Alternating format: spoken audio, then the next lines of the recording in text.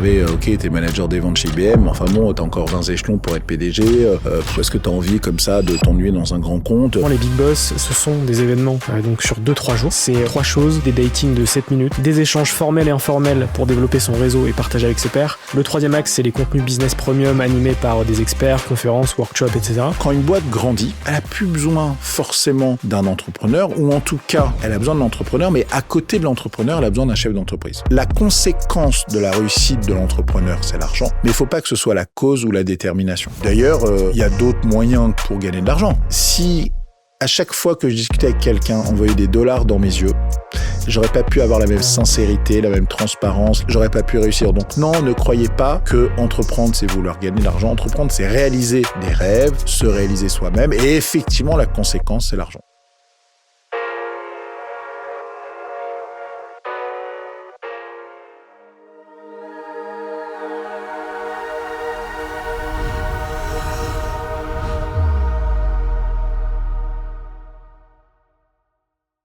Bonjour à toutes et à tous, bienvenue sur Serial Entrepreneur, le podcast des entrepreneurs. Aujourd'hui, je suis très heureux de retrouver Hervé Bloch chez lui directement. Salut Hervé, comment tu vas ? Bonjour, ça va très bien, ravi de t'accueillir. Merci beaucoup de m'accueillir chez toi directement. On va parler de beaucoup de choses. Tu es le président du groupe Business & Co, qui possède plusieurs entités, dont les Big Boss. C'est celle qui va véritablement nous intéresser sur cet épisode. Chaque épisode, je le démarre avec la même question. C'est de savoir dans quel environnement est-ce que tu as grandi. Alors c'est une très bonne question. J'étais dans un environnement plutôt aisé, avec des parents qui travaillaient dans les assurances. J'étais dans l'Ouest parisien. J'ai fait un lycée plutôt bourgeois, le lycée Carnot. Jacques Chirac a fait le lycée Carnot aussi. D'ailleurs, c'est Gustave Eiffel qui a fait le hall du lycée. Et mais pour autant, voilà, je suis pas le SDF qui est devenu entrepreneur, etc. Mais pour autant, j'avais quand même envie de réussir, d'entreprendre. Je voyais mes parents dans l'assurance, c'était plutôt des entrepreneurs. Mon père était courtier, donc c'est une entreprise finalement d'assurance, et puis ma mère était plutôt commerciale dans les assurances. Donc j'ai baigné dans cet univers-là. Alors l'assurance, dans les années 80, il fallait y être. Dans les années 90-2000, c'était plutôt l'informatique et le digital, et donc j'ai plutôt ensuite poursuivi cette voie. Est-ce que tu te souviens de tes premières passions ? Alors, mes premières passions, moi j'ai toujours une passion pour la vente. Et je m'en rappelle, à 6 ans, je vendais des timbres de tuberculose pour une association qui luttait contre cette maladie dans la rue. Et donc, en francs à l'époque, voilà, je ramassais 5 francs, 10 francs, 20 francs. Je me rappelle, le 1er mai, chaque année, on vendait du muguet aussi. Et je ramenais pas mal d'argent aussi avec ma petite bouille. Je devais avoir 9 ans, 10 ans. Et voilà, donc toujours une passion pour la vente, une passion pour les relations humaines, hein, parce que la vente et les relations humaines, c'est assez proche. Et finalement, animer une communauté, ça relie ces deux passions.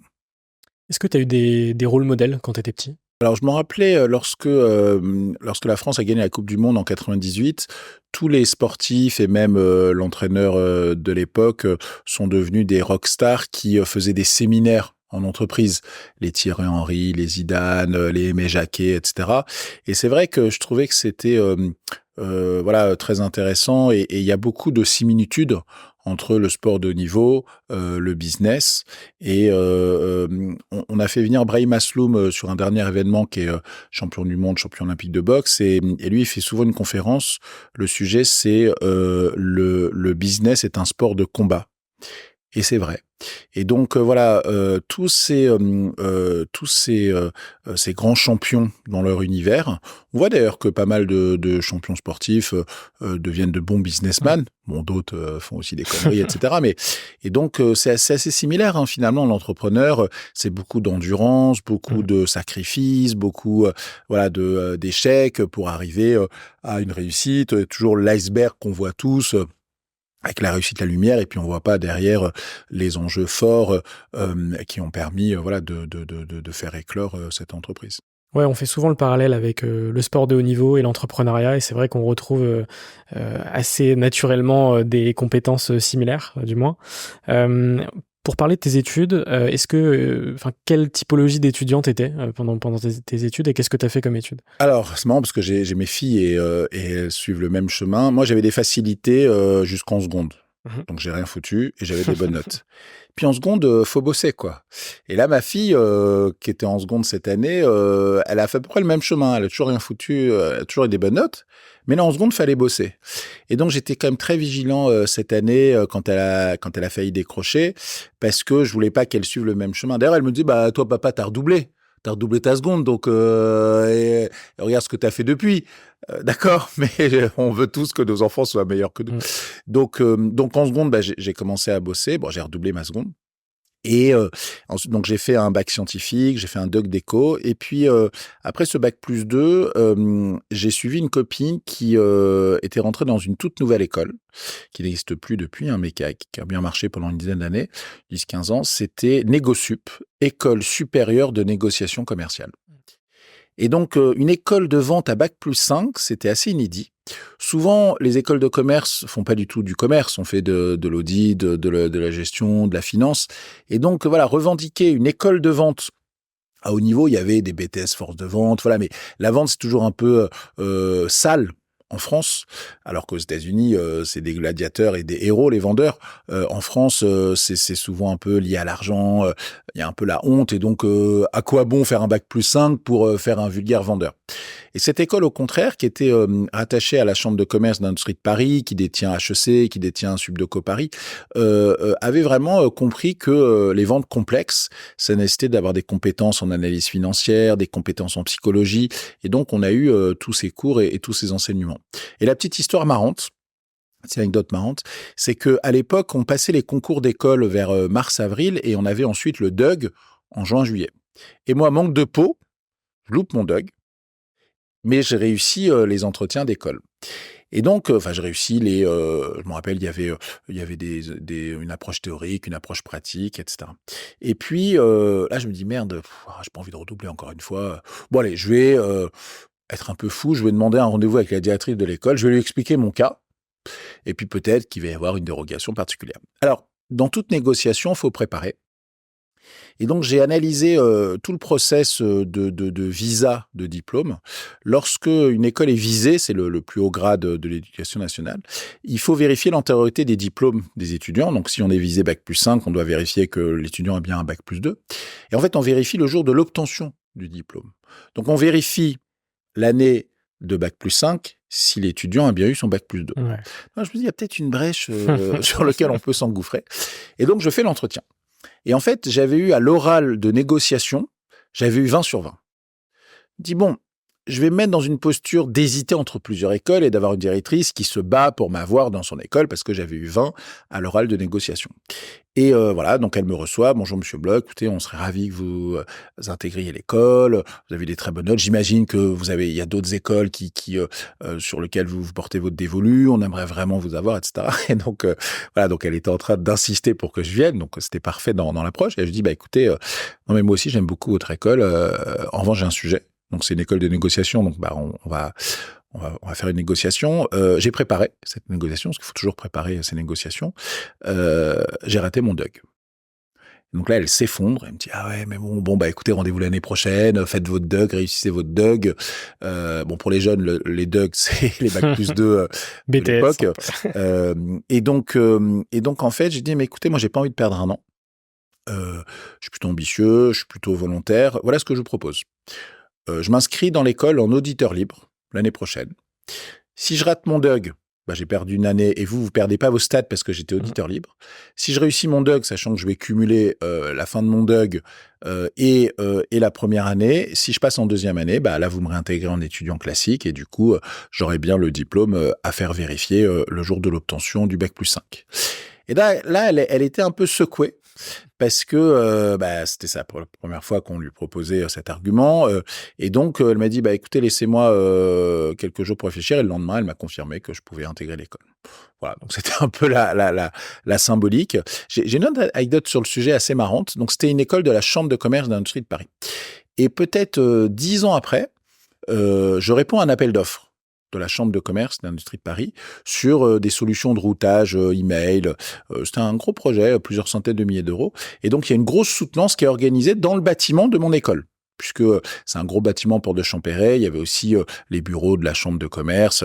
Voilà, donc moi, j'étais un peu nostalgique de retourner dans les bureaux de l'école, enfin dans les locaux de l'école. Et à un moment donné, je prends la parole et j'introduis ma soutenance en disant que j'ai fait une école de la Chambre de commerce d'industrie de Paris, même dans ce bâtiment, et que si vous ne retenez pas ma solution, c'est un aveu d'échec de vos écoles. Et donc j'ai vu dans leurs yeux qu'à ce moment-là précis, j'avais marqué un point. Ah, bien sûr, il fallait que la solution match, le prix, etc. Mais j'avais marqué un point que aucun autre soutenant, concurrent, sauf si lui-même avait fait cette école, pouvait avoir l'idée déjà d'utiliser et puis pouvait contrecarrer. Voilà, donc c'était un peu la petite symbolique. Tu as eu un état d'esprit un peu pirate assez tôt. Il faut, hein. C'est-à-dire que je me rappelle d'un film qui s'appelle Les Pirates de la Silicon Valley. C'est un film américain sur la jeunesse de Bill Gates, de tout est. Ils se détestaient au départ, ils se sont piqués des idées. Steve Jobs, il a piqué une idée de rank Xerox à l'époque parce qu'ils en voulaient pas. Enfin bref, donc c'était des pirates tous, et c'est devenu aujourd'hui des multimilliardaires, et c'est devenu aujourd'hui, les champions de la tech. Quand on voit qu'il y a deux seules sociétés, Microsoft et Apple, qui ont dépassé les 3000 milliards de capitalisation boursière. Je me rappelle, il y a 2 ans, ils franchissaient les 1000. Et déjà, 1000 milliards de capitalisation, c'était beau. Et ils font x3. Et ils font x3 en l'espace de peut-être 3-4 ans. Peut-être pré-Covid, ils étaient à 1000. Et puis, 5 ans après, ils franchissent les 3000 milliards. Là, ce qui vont arriver à des 5-10 000 milliards. On verra, mais c'est en tout cas intéressant de suivre. Et donc, de toute façon, faut être un peu pirate, faut être un peu pionnier pour entreprendre.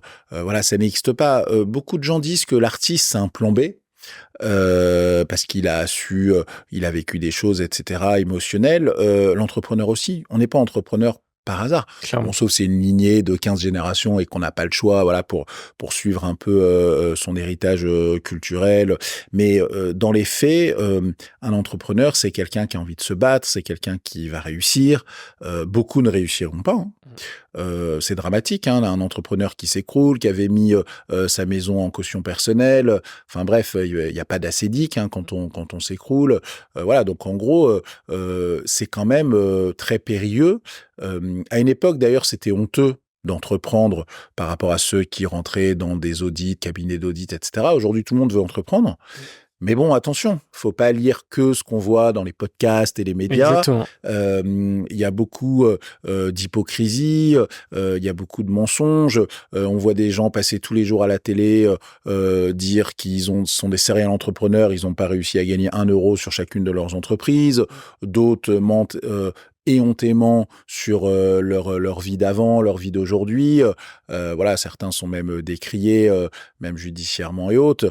Mais globalement, voilà, faut pas entendre. Enfin, c'est comme quand tu veux être artiste, il y a peu d'élus. Il y a peu d'élus dans les entrepreneurs aussi. Il faut comprendre que la réalité est effectivement différente de ce qu'on peut voir dans les médias traditionnels. Je trouve que ce qui est intéressant avec les podcasts, c'est qu'on voit aussi les moments difficiles des entrepreneurs, effectivement, les burn-out, les boîtes qui se crashent, effectivement, quand des boîtes sont reliées à des maisons et que derrière c'est hypothéqué et que en fait ça touche directement à la vie perso de l'entrepreneur. Et effectivement, je pense que c'est important de montrer la réalité parce que contrairement à cette période-là, aujourd'hui l'entrepreneuriat est hyper démocratisé. On le voit même sur des chaînes comme M6 par exemple, avec qui veut être mon associé. Et c'est vrai que c'est devenu une tendance. Tout le monde veut devenir entrepreneur. Toi, après tes études, tu as été salarié un peu moins de 10 ans. Et dans beaucoup d'interviews, tu rappelles l'importance d'avoir été salarié avant d'entreprendre. Exactement. Je trouve que c'est dangereux d'entreprendre quand on est débutant. C'est mieux d'apprendre des autres organisations, d'observer, de comprendre, de faire des erreurs. Quand on fait une erreur stratégique parce qu'on est directeur commercial dans une boîte, c'est pas son argent à l'arrivée. Peut-être qu'on fera pas les objectifs, peut-être qu'on n'aura pas son variable, mais il n'y a pas d'enjeu. Donc moi j'ai effectivement appris 10 ans chez les autres, j'ai dû faire 3-4 boîtes différentes, j'ai beaucoup observé, je savais que j'allais être entrepreneur. Je savais pas dans quoi, comment, mais en tout cas j'ai beaucoup appris. Et tous ces jeunes, alors après, C'est aussi, on dit souvent que l'échec, c'est un peu le diplôme de l'entrepreneur. C'est-à-dire que voilà, celui qui a subi l'échec, d'ailleurs en France, c'est la honte d'avoir un échec. Aux États-Unis, bah, si tu as eu un échec, c'est que bravo, tu vas pas répliquer ces difficultés, tu as appris de tes échecs. C'est-à-dire qu'en gros, aux États-Unis, c'est soit on réussit, soit on apprend, quoi. Et donc voilà. Donc moi, ma philosophie, c'était d'aller observer chez les autres, de se constituer un réseau, d'animer une communauté, et ensuite de capitaliser sur cette communauté. Ouais, donc ce que tu retiens de tes années de salariat finalement, c'est que ça t'a formé, entre guillemets, sur pas mal de sujets, sur pas mal de Mmh, thématiques, pour après ensuite entreprendre. exactement. L'entrepreneuriat, du coup, ça démarre pour toi en 2008, où tu cofondes une société qui s'appelle IMC. Mmh. Est-ce que tu peux me raconter cette première aventure entrepreneuriale, ce premier saut, entre guillemets, Alors c'est dans c'est en l'entrepreneuriat? fait, l'IMC, c'est plus une association, un club communautaire, une association Ouais. 900. Donc mon goût d'entreprendre, il est encore plus ancien. Mhm. C'est en 2004. Donc je venais de faire 4 ans chez IBM, 2 ans dans la maison et 2 ans dans une filiale d'IBM. Je venais d'être nommé, manager des ventes, et je discute avec le frère de mon meilleur ami qui me dit: «Non mais Hervé, OK, tu es manager des ventes chez IBM, mais enfin bon, tu as encore 20 échelons pour être PDG, est-ce que tu as envie comme ça de t'ennuyer dans un grand compte? Moi, je monte une start-up, j'ai besoin d'un directeur commercial, tu serais le directeur commercial, est-ce que tu veux y aller?» Et c'était une start-up qui s'appelait Nexint, dans l'accessibilité numérique. Mhm. Et donc, on était à l'aube de règles juridiques très importantes sur ces sujets-là. Donc, l'accessibilité numérique, c'est rendre les sites internet accessibles aux malvoyants pour des claviers braille, aux gens qui ont des maladies sur lesquelles ils peuvent se Ouais. déplacer que en clignant de l'œil, etc. Les maladies de Charcot, etc. Et donc, en Angleterre, par exemple, c'est une obligation légale pour les sites privés et les sites publics. Il y a des associations qui attaquent les sites qui n'ont pas le respect des normes qu'on appelle WAI, et du coup qui gagnent de l'argent. Alors en France, cette obligation, elle est faite uniquement sur les sites publics. Mhm. Et il y a aussi quelques sites qui sont des délégations de services publics qui s'obligent à le faire, même s'ils n'ont pas l'obligation, pour montrer à leurs clients publics que qu'ils le font aussi dans un intérêt collectif et général. Et donc, j'ai beaucoup appris. On était finalement 3 cofondateurs. Le président avait la partie technique et la partie, on va dire, administration générale. Et moi, j'avais ensuite, il y avait un commercial parmi les autres associés. Et moi, j'avais la direction commerciale, le marketing, les relations presse, la communication. Et donc, c'est là où j'ai beaucoup appris. Quand on n'a rien, on n'avait pas de budget. On n'avait pas de budget. On avait l'Élysée, qui était notre client phare. Donc, Ce qui est pas mal. ce qui était sympathique pour ensuite décrocher des ministères. On a décroché le ministère de l'écologie, etc. C'est toi qui l'avais Et closé, l'Élysée? non, Non. l'Élysée, c'était juste à mon arrivée. C'est ça qui m'a déclenché l'idée d'y aller. Je me suis dit, bon, s'il y a quand même l'Élysée, qui est quand même un site public de référence, ça va être facile d'aller, c'était pas si facile que ça, mais ça va être en tout cas possible d'aller voir des ministères pour leur dire qu'on est crédible, puisqu'on a déjà le site élysée.fr en référence. Ok. Hyper intéressant. Donc ça, finalement, c'est ta première aventure entrepreneuriale. Ouais. Qui s'est mal Euh, passé à la fin, ça c'est intéressant. ouais, dis-moi. En fait, donc j'ai commencé en 2004, et en 2006, il fallait qu'on lève des fonds. On a fait un petit tour de levée de fonds. On a même participé à un concours. On a parodié la série qui venait de démarrer, 24 heures chrono. On montrait les 24 heures chrono d'un site accessible. Et on avait un leveur qui nous disait, écoutez, moi, je peux vous aider à lever des fonds. Par contre, on est dans la mode de l'open source. Il faudrait que vous rendiez votre noyau open source et qu'ensuite, vous alliez voir des intégrateurs, etc. Et le président, qui était donc mon associé et donc le concepteur technique, ça le dérangeait parce que c'était un peu son bébé qu'on allait donner dans le public et tout, donc il a refusé. Donc on n'a pas levé des fonds. Et donc on allait souffrir sans fond avec un sujet qui n'était pas à la mode, puisque à l'époque c'était vraiment l'open source qui Ouais. cartonnait. Donc j'ai décidé de quitter, j'ai racheté, on m'a racheté mes parts au nominal. Bon, au final, 2 ans après, j'avais mis 20 000 euros, j'ai récupéré mes 20 000 euros et j'ai consommé mes acédiques. Donc voilà, donc c'était pas, d'un point de vue financier, c'était pas une expérience gagnante, mais d'un point de vue Ouais, ça a effectivement été un enseignement, apprentissage. très pertinent. À l'époque, comme on avait l'Élysée comme référence, j'ai eu des super relations presse, donc j'ai pu les conserver pour ma boîte d'aujourd'hui. Voilà, donc globalement, c'est là où j'ai vraiment j'ai pris ces 2 ans comme un MBA en entrepreneuriat. En 2011, tu crées les Big Boss, Ouais.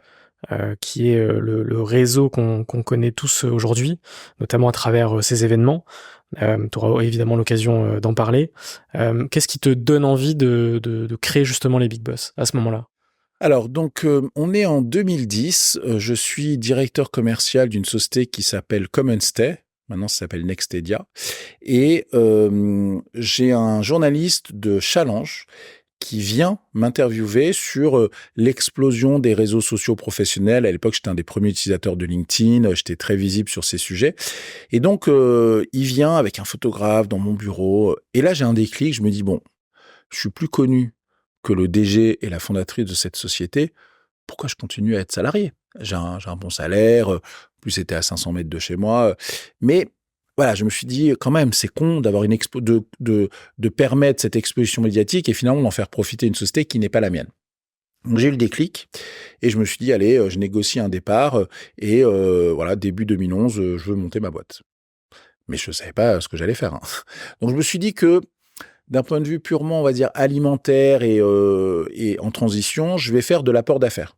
Parce que je connais bien les décideurs, je connais bien les prestataires, je connais bien les sujets fonctionnels. Bah, je peux être un VRP de luxe et prendre une commission de 10% lorsqu'un deal est signé. Et donc, je fais ça pendant plusieurs mois. Et puis, je décide d'organiser, et c'est vraiment le point de départ des Big Boss, je décide d'organiser des speed dating. En fait, en 2003, donc on fait un petit flashback, je sortais, j'étais un jeune cadre, sorti d'école de commerce, donc j'avais 23 ans. Une copine, importe en France les speed dating amoureux. Donc c'était avant Mythique, finalement pour rencontrer en célibataire, soit tu avais des agences matrimoniales qui arnaquaient tout le monde, bah, soit il y avait les copains de copains, et cetera. Mais c'était pas autant structuré. Donc c'est un rabbin à New York qui a lancé le concept des speed dating pour organiser des mariages à l'intérieur de sa communauté. Mmh. Rendez-vous de 7 minutes, parce que chez les très religieux, voilà, c'est on te présente ta femme 7 minutes avant de de te marier, quoi. Donc c'est arrivé dans les bars branchés de tout l'Occident, donc à New York bien sûr, à Los Angeles et puis à Rio, partout. C'est arrivé en France. Et donc ma copine me dit: Hervé, voilà, je monte une agence de speed dating, c'est un nouveau concept, ça vient des États-Unis. Est-ce que tu veux être animateur?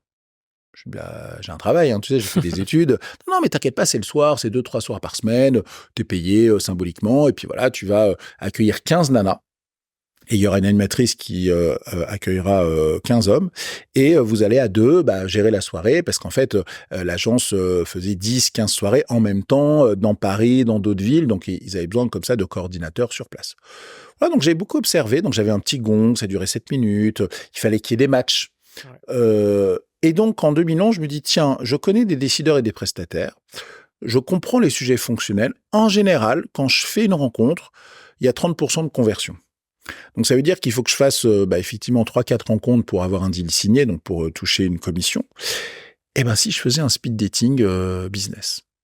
Et donc voilà, j'avais recruté un stagiaire à l'époque qui est maintenant, directeur du numérique, chez EDF. Donc c'est marrant parce que je le vois encore comme mon stagiaire. Il est venu régulièrement à mes événements. Raphaël, je te salue.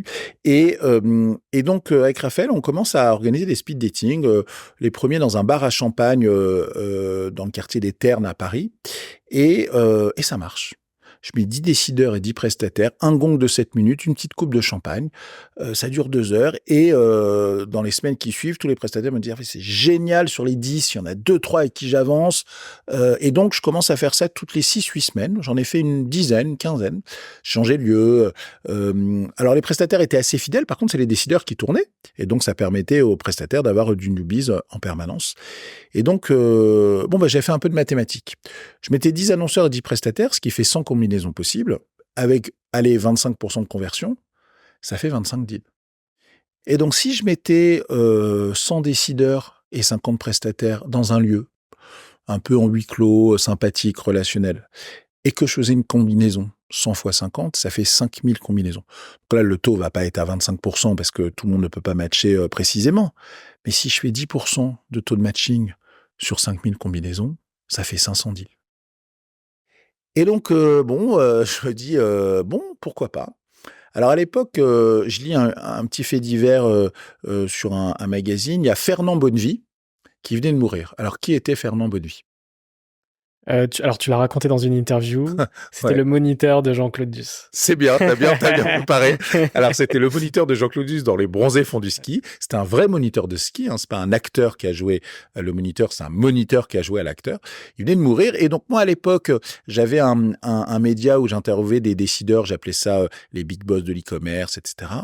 Je vois ce Fernand Bonnevie qui me rappelle au film Les Bronzés font du ski. Et donc, je décide de partir au ski et d'appeler ça les big boss font du ski. Donc vraiment, idée folle, hein, complète. Et alors, à l'époque, c'était marrant, j'avais une première année complète de tournage de DGTV, donc j'avais interviewé une centaine de décideurs de l'e-commerce, du retail, du tourisme. Et la meilleure interview que j'avais faite, c'était Jacques-Antoine Granjon, donc le fondateur de VP, très éloquent, il est là avec ses cheveux longs, etc. Enfin, il est très bon public, quoi. Très charismatique. Il a sa Cadillac rose, il y a des œuvres d'art partout dans les locaux. Et donc, je lui propose d'être un peu l'invité d'honneur de la soirée de fin de saison, où j'allais convier ceux que j'avais interviewés et puis ceux que j'allais interviewer dans la saison suivante. Donc, il y avait une centaine de décideurs de haut vol et effectivement, Jacques-Antoine qui prend la parole. Et donc, lui, il adore ce genre de tribune. On prépare quelques minutes avant. Il me dit, bah tiens, Hervé, est-ce que toi, tu as une actu comme ça, je te redonne la parole après mon speech. Et puis, je parle de ton actu. Bon, je lui dis, écoute, voilà, je voudrais organiser un événement au ski. Ça va s'appeler les Big Boss font du ski. Mais n'en parle pas, j'ai pas encore la date, j'ai pas encore le lieu. C'est encore tout frais, quoi. Bon, il prend la parole, il me redonne le micro. Alors, Hervé, il paraît que tu veux nous inviter au ski. Ça va s'appeler les Big Boss font du ski. Est-ce que tu peux nous en dire plus? Bon, donc je prends la parole, je dis merci Jacques-Antoine, je t'avais dit de pas en parler, c'est gentil. Bah effectivement, je voudrais vous inviter au ski. J'ai pas encore la date, j'ai pas encore le lieu, mais j'ai l'envie de le faire. Et donc, dans les prochaines semaines, vous aurez des infos. Et là, dans la salle, il y avait Yariv Abessera, qui était à l'époque président de Travel Factory, qui éditait le site Travel Ski, qui était l'acteur leader du ski en ligne. Et il vient me voir, il me dit, Hervé, j'ai une idée. Je peux t'organiser ton événement ski. Tu n'y arriveras jamais, toi. Tu n'y arriveras jamais. C'est une population très particulière, les hôteliers, les remontées mécaniques. Il te faut des salles pour ton approche business et autres. Franchement, moi, je sais le faire. J'ai moi-même commencé en organisant des voyages de ski pour des groupes d'étudiants. Ça s'appelait Golden Voyage à l'époque. Donc, je connais bien ces sujets-là. En échange, tu as une très belle visibilité dans le digital que je n'ai pas.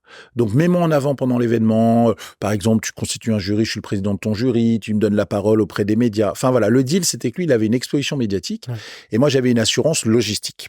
Sachant que l'événement, fallait surtout trouver des sponsors, inviter des décideurs. Donc, je pouvais me concentrer sur ce sujet éminemment business et lui m'assurer la logistique de l'événement. Et donc, c'est comme ça que les Big Boss font du ski sont nés. On est en décembre 2013 et on était deux, mon stagiaire et moi. Et c'était fou. C'était fou. C'est-à-dire que je me rappelle, il m'appelle un jour, il me dit, Hervé, j'ai réussi à t'ouvrir un hôtel en préouverture. Du coup, l'hôtel fait 148 chambres. Donc, tu es obligé d'acheter les 148 parce qu'il ouvre pour toi. C'est une privatisation. Donc, si vous êtes que 120, tu paieras les 28 chambres libres. Ok, à un moment donné, voilà, on était 189. Et du coup, j'ai dû prendre tous les petits studios autour, demander aux gens de dormir à 2 par chambre. Dès que c'était 2 hommes, je leur demandais est-ce que vous pouvez être en chambre double. Voilà. Donc, c'était un peu cocasse. Il y avait plein d'erreurs d'organisation, mais c'était sympathique. Et surtout, il y avait du très beau niveau. Il y avait le président de Showroom Privé, le président de 3 Suisses, etc. Et donc, tout s'est bien passé. Il a fait super beau. Le moment précis, je l'ai encore en tête, le moment précis où tout s'est passé. Donc, samedi après-midi, journée de ski de dingue. On était dans un hôtel 3 étoiles, sympathique, chaleureux. Et j'avais demandé à l'hôtelier de mettre des fondus de chocolat avec des brochettes de bonbons un peu partout sur les canapés. Comme ça, en after-ski, les gens qui venaient de skier allaient pouvoir, de manière très détendue, agréable, profiter un peu d'un rayon de soleil, d'une vue sympa, d'une cheminée. Et donc, à ce moment-là précis, je les ai vus là tous s'ambiancer. Je me suis dit, je tiens un truc. C'est les gens, ils kiffent, ils adorent, ils viennent de passer une super journée. Alors certes, c'est des logiques clients-fournisseurs qui sont en train de se mettre en place, mais pas du tout comme dans un salon. On n'est pas dans l'acheteur essaye d'arnaquer le vendeur essaye d'arnaquer l'acheteur. Voilà, c'est plutôt des passionnés du digital qui échangent ensemble, qui ont passé un bon moment. On est un week-end, on est un samedi, donc on n'est pas dans des conventions traditionnelles. Tout le monde se tutoie, tout le monde s'apprécie. Ah bah tiens, tu fais ça, ça m'intéresse. Bon, moi ça m'intéresse pas, mais j'ai une copine, elle monte sa boîte, ça peut l'intéresser.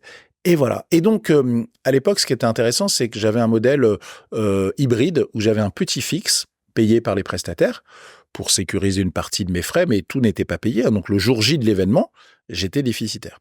En revanche, j'avais aussi un pourcentage sur les deals qui allaient se signer. Et j'ai ExactTarget, à l'époque, qui a été racheté par Salesforce depuis, qui a signé 2 gros deals. Un deal de 800 000 € avec Célio.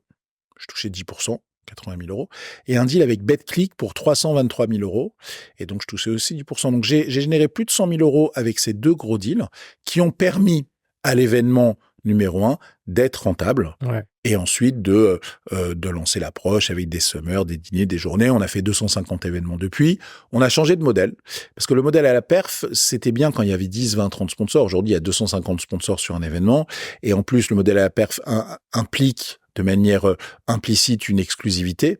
Et du coup, ça pouvait pas coller, on pouvait pas scaler avec 10, 15 acteurs qui certes cartonnaient, mais empêchaient les concurrents d'arriver. Ce qui est très fort parce que c'est très rare sur la première édition d'un premier événement, d'un premier concept, d'être rentable. Je pense que c'est quelque chose qui arrive très très rarement.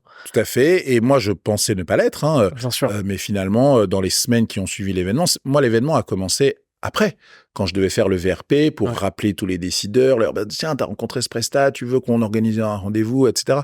Et donc, c'est là où finalement, j'ai joué un rôle de VRP. Donc, toutes mes expériences passées de commercial, de directeur commercial, d'apporteur d'affaires ont tiré tout leur sens à ce moment-là. Ouais, parce qu'il y a effectivement un gros travail avant, pendant, mais surtout après, pour pouvoir boucler tout ça. T'es dans quel état d'esprit à ce moment-là ? Vraiment, quand toute cette première édition est terminée, quand la phase de l'après est terminée, que tu vois que t'es rentable, t'es dans quel état d'esprit ? Alors, je me rappelle le samedi soir, j'ai une dizaine de têtes d'affiche qui me chopent pendant la soirée et qui disaient « Tiens Hervé, on a un truc à te dire. » Je dis « Voilà, qu'est-ce qui se passe ?» Alors, on a réfléchi pour toi. C'est génial ce que tu as fait, bravo, vraiment extraordinaire. On voudrait que tu fasses l'été et on voudrait que tu le fasses à Ibiza. Alors j'ai dit ok pour l'été, donc ça veut dire que je ferai 2 événements par an, été-hiver, mais pas Ibiza parce qu'Ibiza vous allez vous perdre, vous allez aller dans les boîtes de nuit, etc. C'est pas le but. Le but c'est vraiment de jouer un huis clos et de vivre ensemble pendant 3 jours. Et donc au sortir de la winter, j'avais toute l'approche VRP pour closer des deals. Il y en a d'autres, deals qui se sont closés bien sûr. Et puis l'organisation de cette Summer Edition. Et alors, ce qui est intéressant, c'est que à la winter, les gens ont skié. On avait une plénière où les prestataires présentaient de manière ludique une vidéo de leur offre. C'est ce qui a permis de décrocher des leads. Mais il n'y avait pas de speed dating. Par contre, l'été, je fais un voyage technique aux Canaries pour repérer le lieu. Et mon partenaire technique me dit « Mais Hervé, tu vas leur faire quoi ? Parce que moi, je peux t'organiser ton affrètement d'avion, ton hôtel, etc. Mais l'hiver est skié et l'été, ils vont faire quoi ?» Je dis, bah oui, c'est vrai, par contre, t'as quoi comme activité ? Bon, bah, j'ai du tir à l'arc, j'ai une sortie bateau, mais quand même, fais-les bosser. Enfin, c'est un événement business. Et donc, là, j'ai le déclic, je me dis, ah ouais, et si je faisais un speed dating géant ? Et donc, c'était fou parce que en 7 minutes, on a largement le temps de, pas de convaincre, pas de signer, mais de marquer des points pour ensuite passer du bon temps avec le futur client, créer un lien, boire un verre, se retrouver sur la plage, participer à des Olympiades. Voilà, donc c'était ce mix business et chill qui permettait de créer un lien différent. En fait, on est tous composés de la même façon. On a 2 cerveaux qui se confrontent. On a le cerveau rationnel, raisonné, raisonnable, mathématique, un peu le mental. Et puis, on a le cerveau émotionnel, affectif, sentimental, etc. Et les 2 se confrontent. Et quand on fait du business, ou d'ailleurs, comme dans la rencontre amoureuse, pourquoi 7 minutes ? Parce que souvent, les hommes, en 2 secondes, ils ont envie, ils n'ont pas envie. C'est les femmes qui ont besoin de 6 minutes 58 de plus. En fait, en 7 minutes, on va écouter, on va renifler, on va entendre, on va percevoir, on va dégager quelque chose, on va recevoir de l'énergie. Et donc, on va aussi se dire, tiens, rationnellement, est-ce que cette offre m'intéresse? Et puis, humainement, est-ce que cet individu m'intéresse? Parce que au final, à choisir, bon, bien sûr, on va comparer les sujets techniques, fonctionnels, pricing, etc. Mais on a envie de travailler avec quelqu'un qui nous inspire Bien confiance. sûr. Et donc voilà, donc c'est ça qu'on crée au Big Boss. C'est pour ça que la baseline, c'est business as it should be, le business tel qu'il devrait être, parce que je considère que choisir d'abord une relation humaine et ensuite travailler sur une approche business, c'est mieux que passer son temps à réfléchir à une approche business et au dernier moment se dire tiens, est-ce que j'ai envie de travailler avec cette personne? Alors, nous, on a inversé l'approche. Ouais. En fait, tout se fait autour et je suis convaincu de ça aussi, le fit humain, c'est entre guillemets la première chose qui doit se créer, si elle se crée. Et après, en fait, le reste se déroule très, très facilement, entre guillemets. Exactement. Donc ça, c'est hyper intéressant. Et donc effectivement, les Big Boss, c'est 3 choses. Donc comme tu l'as dit, des datings de 7 minutes, donc des rencontres affinitaires pour accélérer son business, des échanges formels et informels pour développer son réseau et partager avec ses pairs. Ça, c'est hyper important aussi de mixer le côté effectivement formel, corporate, etc., et le côté informel, comme des soirées par exemple, où en fait, on va se rendre compte qu'on va beaucoup plus facilement se connecter avec des gens sur des modèles, sur des formats soirées, que sur des formats corporate, on va dire. Je vais te raconter une anecdote sur le sujet. On est en 2018 et j'ai un retour régulier des participants, des clients en fait, des partenaires, des sponsors, qui me disent qu'ils préfèrent la summer à la winter. Parce que à la summer, en fait, on a le temps de discuter avec tous les participants, alors qu'à la winter, si on sympathise pas pour être dans un bon groupe de ski, bon bah on perd du temps d'échange business. Et donc il y avait à peu près 70% des gens qui préféraient la summer. Mais ils aimaient pas. Enfin, c'est pas qu'ils détestaient la winter. Ceux qui à choisir, ils faisaient les deux, mais ils avaient une légère préférence pour la summer. Et par contre, j'avais 30% qui étaient dithyrambiques sur la winter et qui préféraient largement la winter. Comme par hasard, les 30% qui préfèrent la winter, c'est ceux qui passaient leur vendredi à créer du lien pour organiser un super groupe de ski, pour aller faire une super balade en ski et donc créer un lien indéfectible. Alors, quand on est entrepreneur, et moi j'avais recruté entre-temps une trentaine de personnes, ça faisait plusieurs millions d'euros de chiffre d'affaires, et donc je devais quand même contenter la majorité de mes clients. Et donc je me suis dit, qu'est-ce que je peux faire pour redorer la winter pour qu'il y ait vraiment, je dirais, comme des juilletistes et des haussiens, il y ait des winteristes et des summeristes et que ce soit à peu près égalisé. Et donc, je décide de couper le ski le samedi matin et donc d'introduire des rendez-vous business complémentaires le samedi matin. Comme ça, il y avait un meilleur équilibre. Vendredi matin, le trajet en train où il y a beaucoup de network. Donc, pour moi, je considère que c'est une demi-journée business. Vendredi après-midi, des rendez-vous formels et samedi matin, des rendez-vous formels, un peu de contenu. Et donc, les forfaits de ski étaient distribués le samedi midi après les rendez-vous. Et donc, j'annonce ça pendant l'événement.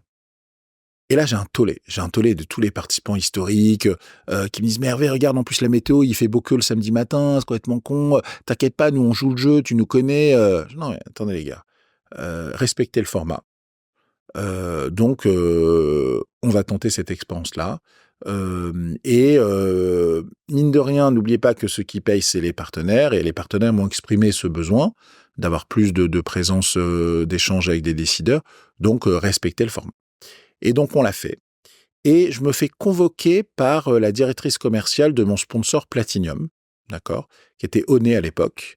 Elle me convoque le vendredi soir. Et donc, elle me dit « Hervé, t'as rien compris à ton événement. Moi, je fais beaucoup plus de business sur les pistes de ski que sur des rendez-vous formels le lendemain. Donc, annule tout ça, je suis ton sponsor Platinum, je te le demande. » Bon, Gwenaël, t'es sympa, mais là, tout est fait, tout est lancé. J'entends ton point. Mais je vais t'expliquer pourquoi toi, tu préfères. Parce que toi, tu as un excellent relationnel. Et donc, oui, tu fais partie largement des 20% qui préfèrent effectivement une sortie ski le samedi matin plutôt que des rendez-vous complémentaires. Sauf que tu pèses 20% des typologies de prestataires.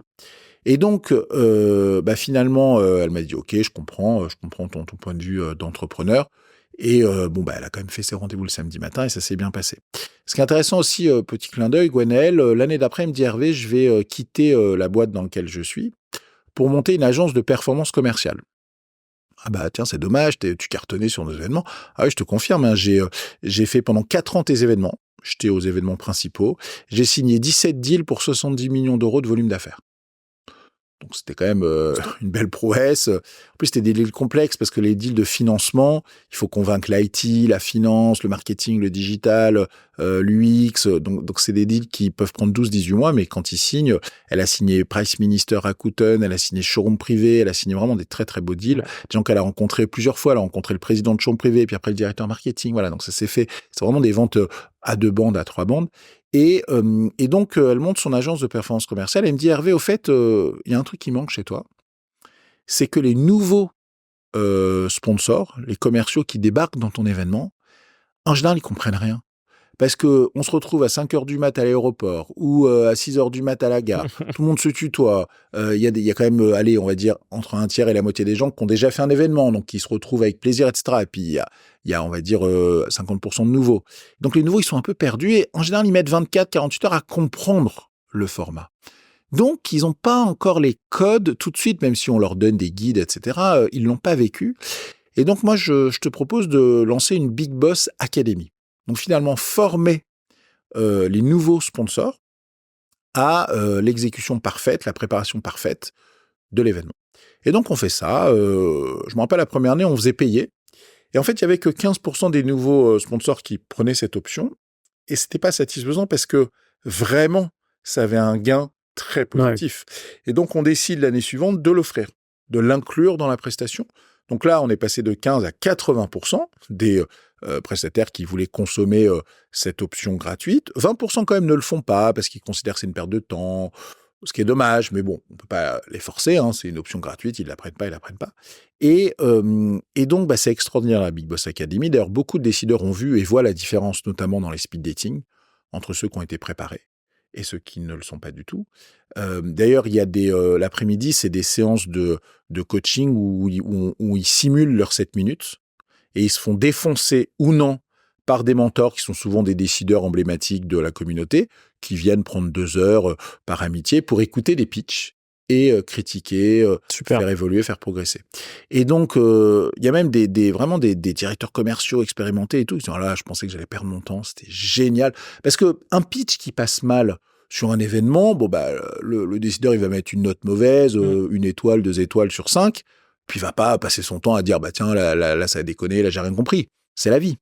Là, ils ont le temps. C'est-à-dire qu'ils se font défoncer, on leur fait progresser sur leur pitch. Je vois, moi, j'ai déjà assisté, le décideur dit: j'ai rien compris.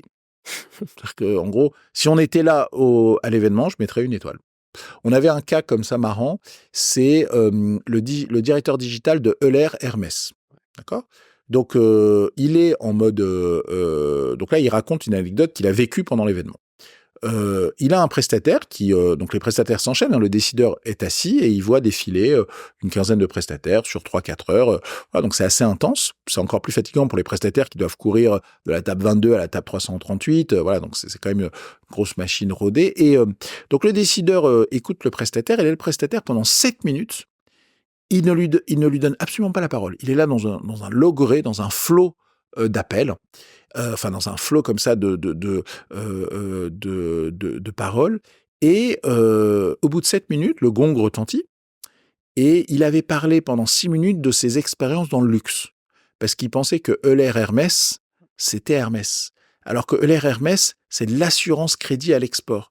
S'il avait, au bout d'1 minute 30, laissé la parole à son interlocuteur, il leur dit: au fait, c'est très bien ton offre, mais me parle pas d'expérience de luxe, parce que moi, je fais de l'assurance crédit à l'export, donc parle-moi plutôt d'international ou d'assurance, de banque assurance, mais là, t'es hors sujet.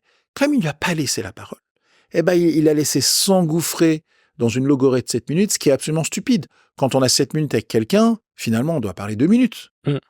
Un petit pitch d'1 minute, on écoute, on voit, on comprend, on rebondit. Quand le gong retentit, souvent, il y a une frustration parce qu'on aurait bien voulu continuer. Et c'est cette frustration qui est très positive. Parce que quand il s'est passé quelque chose et qu'au bout de 7 minutes, on a envie de poursuivre, bah viens, dans 2 heures, on se retrouve et on boit un café et on creuse tranquillement le sujet. Et au contraire, quand finalement le fit n'a pas eu lieu, on est très content qu'on retentit pour aller au rendez-vous suivant. Et c'est même assez stupide de pas, du coup, de ne pas se préparer à un événement comme celui-ci. Ah, c'est fou. Parce que pour contextualiser et présenter véritablement ce que c'est aujourd'hui les Big Boss, donc ce sont des événements donc sur 2-3 jours, enfin plutôt 3 jours si je dis pas de bêtises, où effectivement donc il y a les 2 premiers axes que j'ai déjà énoncés il y a une dizaine de minutes. Le 3e axe, c'est les contenus business premium animés par des experts, conférences, workshops, etc. Mais le speed dating, c'est véritablement quelque chose qui doit se préparer. Et donc, c'est tout l'intérêt de l'académie. C'est ça. Et l'académie, justement, c'est quel format? Est-ce que c'est sur plusieurs jours? Est-ce que Non, c'est une journée. Le journée matin, c'est du théorique avec une certification, un peu à la Google, etc. Ouais. Et l'après-midi, c'est des mentors qui viennent pour challenger les pitchs. Et donc, ils repartent tous avec beaucoup de choses qu'ils ont appris, d'ailleurs, qui seront utiles pour leur prospection commerciale ou à d'autres événements. C'est pas juste auto-centré. C'est ce qu'on appelle, en fait, du smart selling. Voilà, la smart selling attitude. Comment vendre de manière smart, donc de manière intelligente, à quelqu'un qui n'a pas forcément envie d'acheter, qui n'a pas forcément ce sujet en priorité et qui n'a pas envie de se faire harceler ou en pression commerciale, mais qui peut comprendre de manière fluide que cette offre a un intérêt business pour lui.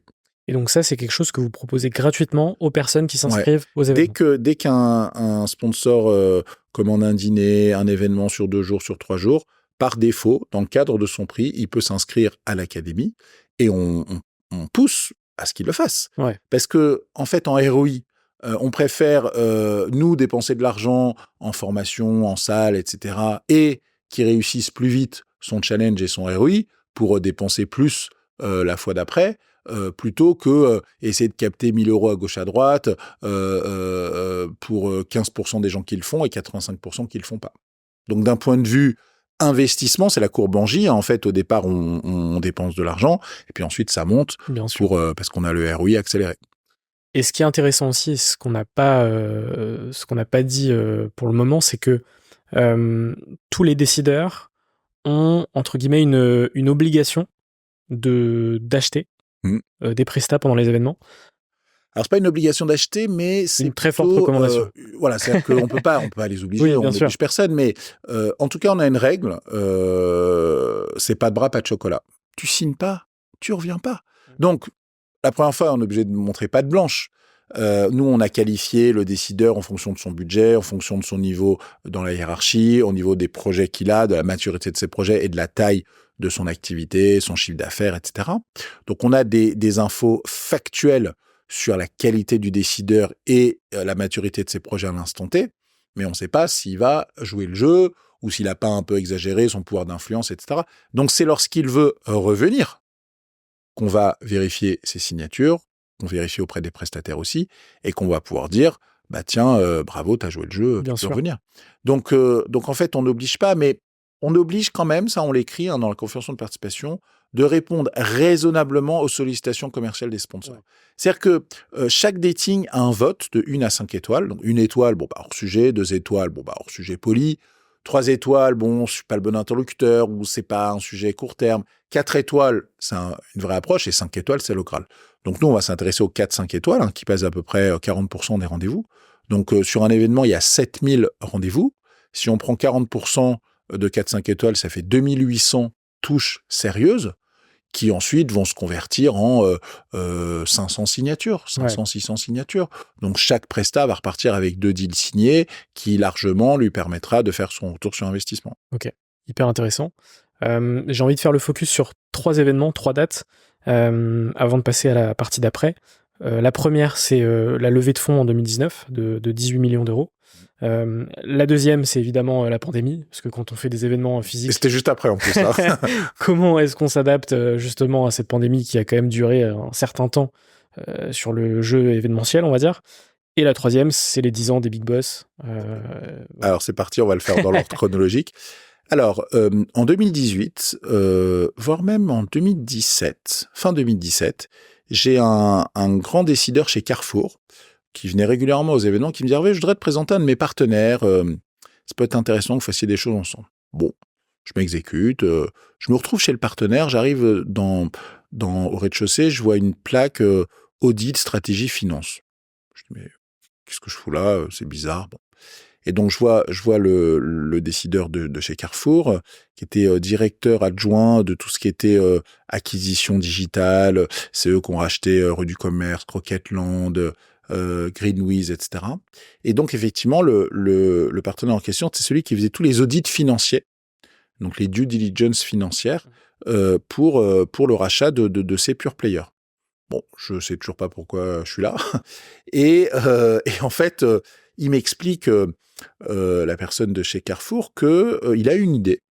C'est qu'un auditeur financier dans le cadre d'un deal M&A, c'est celui à qui on jette à la gueule 50 000 euros pour faire un peu de compta. C'est pas celui qui a la plus grosse valeur. Celui qui a la plus grosse valeur, c'est le banquier M&A. Celui qui met en relation l'acheteur Carrefour et le pure player qui veut se faire acheter à l'instant T. Et la différence entre l'auditeur financier et le banquier M&A, c'est le réseau. Parce que le banquier M&A, il a aussi les compétences financières, stratégiques, etc. Et donc l'idée qui était bonne de Carrefour, c'était que ce prestataire vienne sponsoriser nos événements pour se faire un réseau. Alors, pas forcément un réseau de décideurs, parce que les décideurs, c'est jamais ou rarement le DG, le fondateur qui vient. C'est un directeur marketing, un directeur digital. Par contre, côté prestataire, on a beaucoup de founders qui viennent. Donc, ils sont actionnaires de leur boîte. Potentiellement, ils ont des millions ou des dizaines de millions d'euros qui ne sont pas encore convertis. En plus, ils passent leur journée à séduire des décideurs. Donc là, le soir, t'es en train de boire un verre et là, il y a un mec qui t'explique que sa boîte, elle vaut de l'argent, qu'il peut la valoriser, qu'il peut monter un LBO, etc. Bah, c'est le bon moment, c'est le bon endroit. En plus, ça permet à ce prestataire qui a un rôle de vendeur toute la journée, là, d'être dans une position d'acheteur et ça lui fait du bien. Et donc, voilà, donc il sponsorise une Winter Edition, ça cartonne, il rencontre un prestataire qui s'appelle Adem Value, qui est un prestataire de centre de contact, qui ils font affaire et ils revendent ADM Value 120 millions d'euros à Tessie, qui est un gros acteur concurrent de Téléperformance. Et donc, super deal, voilà. Et donc il me débriefe, donc 6-9 mois plus tard, le temps que le deal se passe, il me dit « c'est génial ton événement, moi j'ai fait un ROI de dingue, t'imagines même pas le ROI que j'ai fait, parce que quand tu vends une société 120 millions et que tu prends 1% au passage, ça fait 1,2 million, si t'as payé 25 000 euros l'événement, ça fait un beau ratio, quoi. » Et je suis écoute, je suis ravi, signe un partenariat annuel où tu es présent sur tous nos événements majeurs, etc.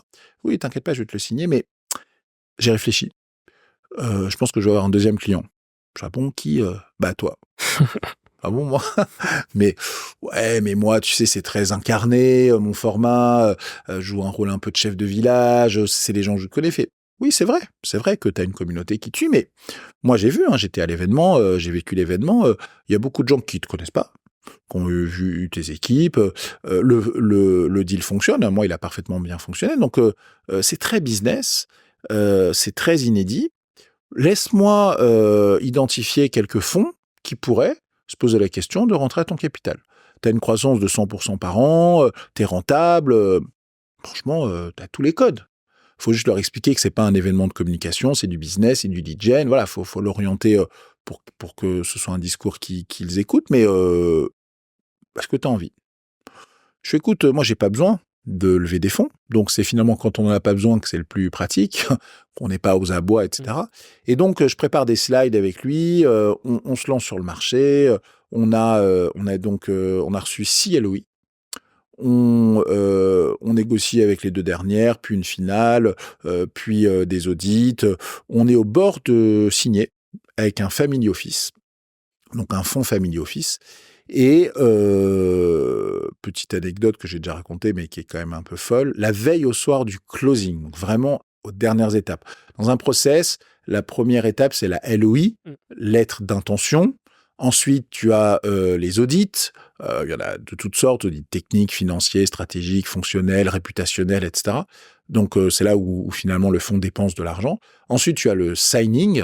Enfin, tu as la LOF, lettre d'offre ferme, qui confirme après audit les valos. Ensuite, tu as le signing, c'est très juridique. Et puis ensuite, tu as le pré-closing. En général, tu as le financement. Et enfin, tu as le closing. Tout ça met entre 6 et 9 mois. Et donc, en général, les deals peuvent s'arrêter à tout moment. Ça peut s'arrêter à la LOI, ça peut s'arrêter après les audits, si on découvre des cadavres, ça peut s'arrêter juste avant le signing, ça peut s'arrêter pendant le financement. Ouais. Bon, et là, la veille, je me rappelle, il était 17h, la veille du closing, j'ai le fonds qui m'appelle. Bonjour Hervé, on vient de faire le pré-closing bancaire, on a tout, les KYC, etc. Demain, tu prends ton plus beau stylo, tu vas passer 2 heures à signer plein de documents, ton avocat les a tous checkés, et l'opération se met en place. Donc, on était en janvier 2019. Et donc, en fait, 1 heure après, j'ai mon avocat qui m'appelle. Bonjour Hervé, est-ce que tu peux te mettre à part, je sais que tu es en open space dans tes locaux, voilà, dans une petite salle de réunion, de manière confidentielle. Bon, je m'exécute. Il me dit Hervé, on a une situation, j'ai reçu un courrier d'avocat.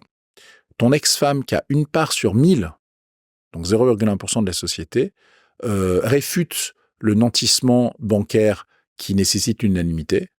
Donc, on va être obligé d'abroger, de reporter, de décaler, d'annuler l'opération. Benjamin, c'est sympa là ce que tu me racontes, mais bon, il est 18h, t'as qu'à dire que t'avais jamais reçu, c'est trop tard, t'étais au squash. Oui, non, mais ça, Hervé, ça marchait il y a 20 ans quand on recevait des fax. Mais maintenant, on a tous un smartphone. Déontologiquement, je suis obligé, maintenant que j'ai l'info, de la transmettre à l'avocat du fonds, qui sera obligé de le transmettre à l'avocat des banques, qui va forcément avoir une crainte, parce qu'on voit bien que c'est l'ex-femme qui fait chier, qu'à 0,1%, voilà, que d'un point de vue civil, ça tient pas le coup, mais ça peut quand même créer une procédure qui va durer 4 ans, et pendant 4 ans, qu'est-ce qu'on fait, etc., etc. Et donc, le deal est avorté. Et donc, alors ce qui est fou, c'est que le deal, c'était aussi une logique patrimoniale pour nos propres enfants. Enfin, voilà, elle jouait même pas dans la Bien cour sûr. de ses enfants. Donc le deal est avorté. Bon, entre-temps, je discutais pas mal avec Vincent Klimbel, que je connaissais très bien, qui lui-même venait de quitter, il venait de vendre donc une société, sa société au groupe La Poste, Ametix, qu'il avait vendu à DocaPost. Et lui-même avait des velléités de monter quelque chose dans le digital et autres. Et donc je lui raconte un peu, je lui confie un peu mes sujets. Il me dit « Ah putain, c'est con. Bah écoute, je voudrais te présenter Montefiore Investment, avec qui je vais peut-être faire des choses. Donc, tu pourrais être notre première cible. En plus, c'est une tour de contrôle, les big boss. Tu connais tous les prestats, tu connais tous les décideurs. Donc, je t'organise une rencontre. » Donc là, je vois Eric Bismuth, le président de Montefiore Investment, qui m'écoute 20 minutes. Il avait déjà entendu parler des Big Boss parce que Ametix, la boîte de Vincent Klimbel, avait cartonné au Big Boss. Et donc, Vincent lui avait déjà parlé de tout ça. Donc, voilà, il y avait déjà une confiance qui s'était instaurée. Au bout de 20 minutes, il me dit, écoute Hervé, j'ai entendu, j'ai compris. On va y aller. On va faire. Le seul truc, c'est que mon confrère, il s'est bloqué avec la part de ton ex-femme. Donc, quoi qu'il en coûte, comme disait notre cher président, on veut bien avancer, mais toi, tu te débarrasses de l'actionnaire minoritaire. Au prix que tu veux, au prix qu'elle veut, mais de toute façon, tu seras pas liquide si tu as encore cette action. Bon, et donc, je me rapproche de mon ex-femme, etc. Je rachète très cher, beaucoup trop cher la part, mais au moins, je peux me libérer. Donc voilà, donc belle levée de fonds, 18 millions d'euros. Ça m'a permis d'acquérir une société, ça m'a permis de tenir le coup pendant le Covid, hein. Covid, c'était 6 mois après. Hein. Très bon timing. En gros, très bon timing. Levée de fonds 18 millions en juillet 2019, Covid en mars 2020. Et donc, j'ai rencontré une société qui digitalisait les événements. J'ai fini par les racheter, Proximum 365. Et donc, on a fait, dès juin 2020, on a fait notre premier événement Summer Online. C'est moins bien. Hein. L'année d'avant, on était en Grèce. L'année d'après, on est sur nos écrans. Mais bon, ça permettait, on a ciblé des décideurs qui étaient plutôt, entre guillemets, des profiteurs de crise, donc l'e-commerce, la santé, etc. Et puis, forcément, on n'allait pas avoir des groupes de restauration ou des groupes de boîtes de nuit, enfin bref, tous ceux qui souffraient du Covid.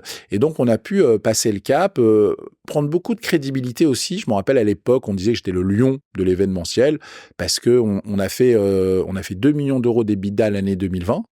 Qui est quand même l'année où toutes les boîtes faisaient des dizaines de millions de pertes. Parce qu'un gros salon qui fait 10 millions d'euros pendant le Covid, il fait un webinaire, il fait 100 000 euros. Alors que nous, comme on était sur des petites unités, on a quand même réussi à faire un événement online qui a généré 1 million d'euros de marge. Ouais, ce qui est énorme. Donc voilà, et donc on a beaucoup appris très tôt. On n'a pas fait de chômage partiel. Tout de suite, on s'est mis en télétravail. Et donc, on s'est beaucoup structuré, les équipes. Ça a vraiment beaucoup soudé. Surtout qu'en 2019, le fonds avait proposé un management package à mes équipes, que j'avais étendu, moi, à une trentaine de personnes. Et donc, voilà, j'avais des gens qui étaient associés à l'aventure future, même si on était un peu paniqué avec ce Covid. On pensait que ça allait durer 2 semaines, 1 mois, 2 mois. En plus, il y avait des vagues différentes. On a pu reprendre les événements, puis après, on a dû les rééteindre. Voilà, donc c'était quand même... ça forge, quoi. Ça forge. Donc voilà, levée de fonds, on a failli pas la faire. On l'a faite. La Covid, pandémie se pas passe plutôt évident. bien, quand même. Et puis, alors, ta troisième question, c'était les 10 ans. Alors, les 10 ans, c'est un peu la récompense quand même. Donc, on a fait un livre des 10 ans. En fait, j'ai reçu le livre de Effinity, qui est un partenaire dans le digital que j'aime beaucoup. Ils avaient fait un livre aussi de l'épopée de leur décennie. J'avais trouvé très, très beau livre. Et donc, j'ai eu la même idée. Donc, je les ai remerciés pour le livre et je leur ai dit que j'allais faire la même chose. Et donc, c'était un travail au long cours pendant 6-9 mois de mes équipes, en parallèle de tout ce qu'ils ont à faire pour faire les événements, hein. Donc que ce soit l'équipe contenu, l'équipe graphisme, on a fait une 60aine d'interviews, on a sélectionné 1300 photos, le livre fait 400 pages, c'est un très beau livre, c'est un livre, c'est des beaux livres d'art, quoi. C'est pas un petit livret, voilà, et donc on en a fait 700. Au début, on s'est dit tiens, on va les offrir à tous les participants de la Winter Edition, de cette Winter spéciale 10 ans. Puis après, je me suis dit non, ça n'a pas de sens. Dans les 700, il y en a 200-300, ils s'en foutent d'avoir le livre. Donc, on l'a plutôt sélectionné, on l'a offert au jury, on l'a offert à des décideurs et des prestataires qui sont un peu récurrents. Après, pour les cadeaux de fin d'année, on a envoyé à ceux qui n'étaient pas à l'événement, mais qui font partie de la communauté. Et donc, très, très beau livre. Moi, je suis très, très fier de ce livre. C'est 10 ans de ma vie, hein. D'ailleurs, je suis content, on voit mes filles, parce que j'avais fait un Noël des Big Boss où j'avais invité mes filles. Donc voilà, donc mes filles sont dedans. Et donc, voilà, c'est une épopée extraordinaire. Et donc, entre-temps, il y a une deuxième opération de financement qui s'est conclue en mars de cette année. Et moi, j'ai recruté un DG. Et donc, voilà, ces 10 ans, c'était un peu, mes 10 ans à moi des Big Boss. Et là, l'idée, c'est que les 10 prochaines années, ce soit plus moi aux commandes opérationnelles. Que je reste le founder, que je reste le président, avec plaisir, mais ne plus être celui qui est à la tête de tout, qui suit tous les sujets. Bien sûr. Là, maintenant, il y a 110 personnes, on fait 16-17 millions d'euros de chiffre d'affaires, c'est des grosses machines. Donc voilà, donc l'idée. Et puis, en vrai, c'est assez intéressant dans la démarche d'entrepreneur. Moi, j'estime que quand une boîte grandit, elle n'a plus besoin forcément d'un entrepreneur, ou en tout cas, elle a besoin de l'entrepreneur, mais à côté de l'entrepreneur, elle a besoin d'un chef d'entreprise. Alors, on le voit dans la tech, hein, dans les grosses boîtes tech, très vite, les fondateurs de Microsoft, de Google, etc., ils ont pris des cadres dirigeants pour eux rester dans la créativité, etc. Donc, en fait, un entrepreneur n'est pas un chef d'entreprise forcément, il le devient par obligation, mais c'est pas les mêmes talents, c'est pas les mêmes énergies. Un builder n'est pas forcément un runner et un commercial n'est pas forcément un gestionnaire. Moi, je suis très commercial, très entrepreneur et très builder. Je suis pas forcément très chef d'entreprise, très runner et très gestionnaire. Et donc, j'ai recruté un DG. J'ai eu du mal, hein. J'ai posté sur LinkedIn, j'ai eu 200 candidatures, j'en ai vu une dizaine. Il y en avait 2-3 que j'aimais bien, mais ils étaient bien au chaud. Par curiosité, ils sont allés voir, mais ils voulaient pas forcément bouger. Et puis, j'ai vu Grégory, que je connaissais déjà, parce que lui-même, quand il était entrepreneur, il a cartonné sur nos événements. Il a fondé sa stratégie Newbies sur nos événements. Il dépensait 80 000 euros par an. Donc voilà, donc il connaissait déjà le produit. Il a revendu sa société, il a fait un petit tour du monde. Alors, il devait faire un tour du monde pendant le Covid. Bon, finalement, il est resté en Guyane. C'était quand même sympa de faire le Covid en Guyane, parce qu'il n'y avait plus d'avion. Mais donc, il a fait comme ça une petite année de break. Et là, récemment, il était chez Content Square, il pilotait l'activité retail média de Content Square. Et puis, il m'a appelé sans avoir vu que je faisais... que je cherchais en fait mon DG. Il m'a appelé pour un peu me donner des nouvelles, voilà, un peu réseau. Et je lui dis, mais au fait, moi je cherche un DG, tu veux pas l'être? Et donc de fil en aiguille, il a fait tout le process, il a fait 11 entretiens. Donc les équipes N-1, le fonds, la maison mère, voilà. Donc je voulais que tout le monde soit aligné, la filiale, et donc il a passé ces étapes et il est arrivé il y a 3 mois maintenant. Donc tu rentres dans une nouvelle phase de ta vie entrepreneuriale, finalement. C'est ça. C'est-à-dire que, en fait, on est tellement happé par les sujets. D'ailleurs, là, je l'ai encore eu ce matin. Des fois, il me dit, Hervé, j'ai fait un comex, donc je vais même plus au comex. Hein, c'est lui qui fait le comex de mes équipes. Hervé, ça a duré 5 heures. Je me rends compte, les 5 heures. Enfin, moi, en 5 heures, je signe des partenariats, je fais des podcasts. Enfin, voilà, c'est-à-dire qu'en gros, c'est bien d'avoir ce duo où moi, je prends la lumière, où moi, je réfléchis aux évolutions, je traite les sujets chauds de relations publiques, de bizdev, je trouve le prochain président de jury, et puis lui, il se concentre sur l'exécution opérationnelle pour qu'elle soit la plus pertinente possible. Ouais, hyper important. On va pouvoir passer à la partie bilan de ton aventure avec deux petites questions que je pose sur chacun de mes épisodes. Le premier, c'est quel a été le moment le plus difficile de ton aventure entrepreneuriale? Alors, le plus difficile, c'est marrant, ça vient tout de suite en tête, on est en 2021. On est une semaine avant la Winter Edition. Et là, il y a Castex, Premier ministre de l'époque, qui prend la parole, qui dit « Bonjour, voilà, il y a une 7e vague qui arrive.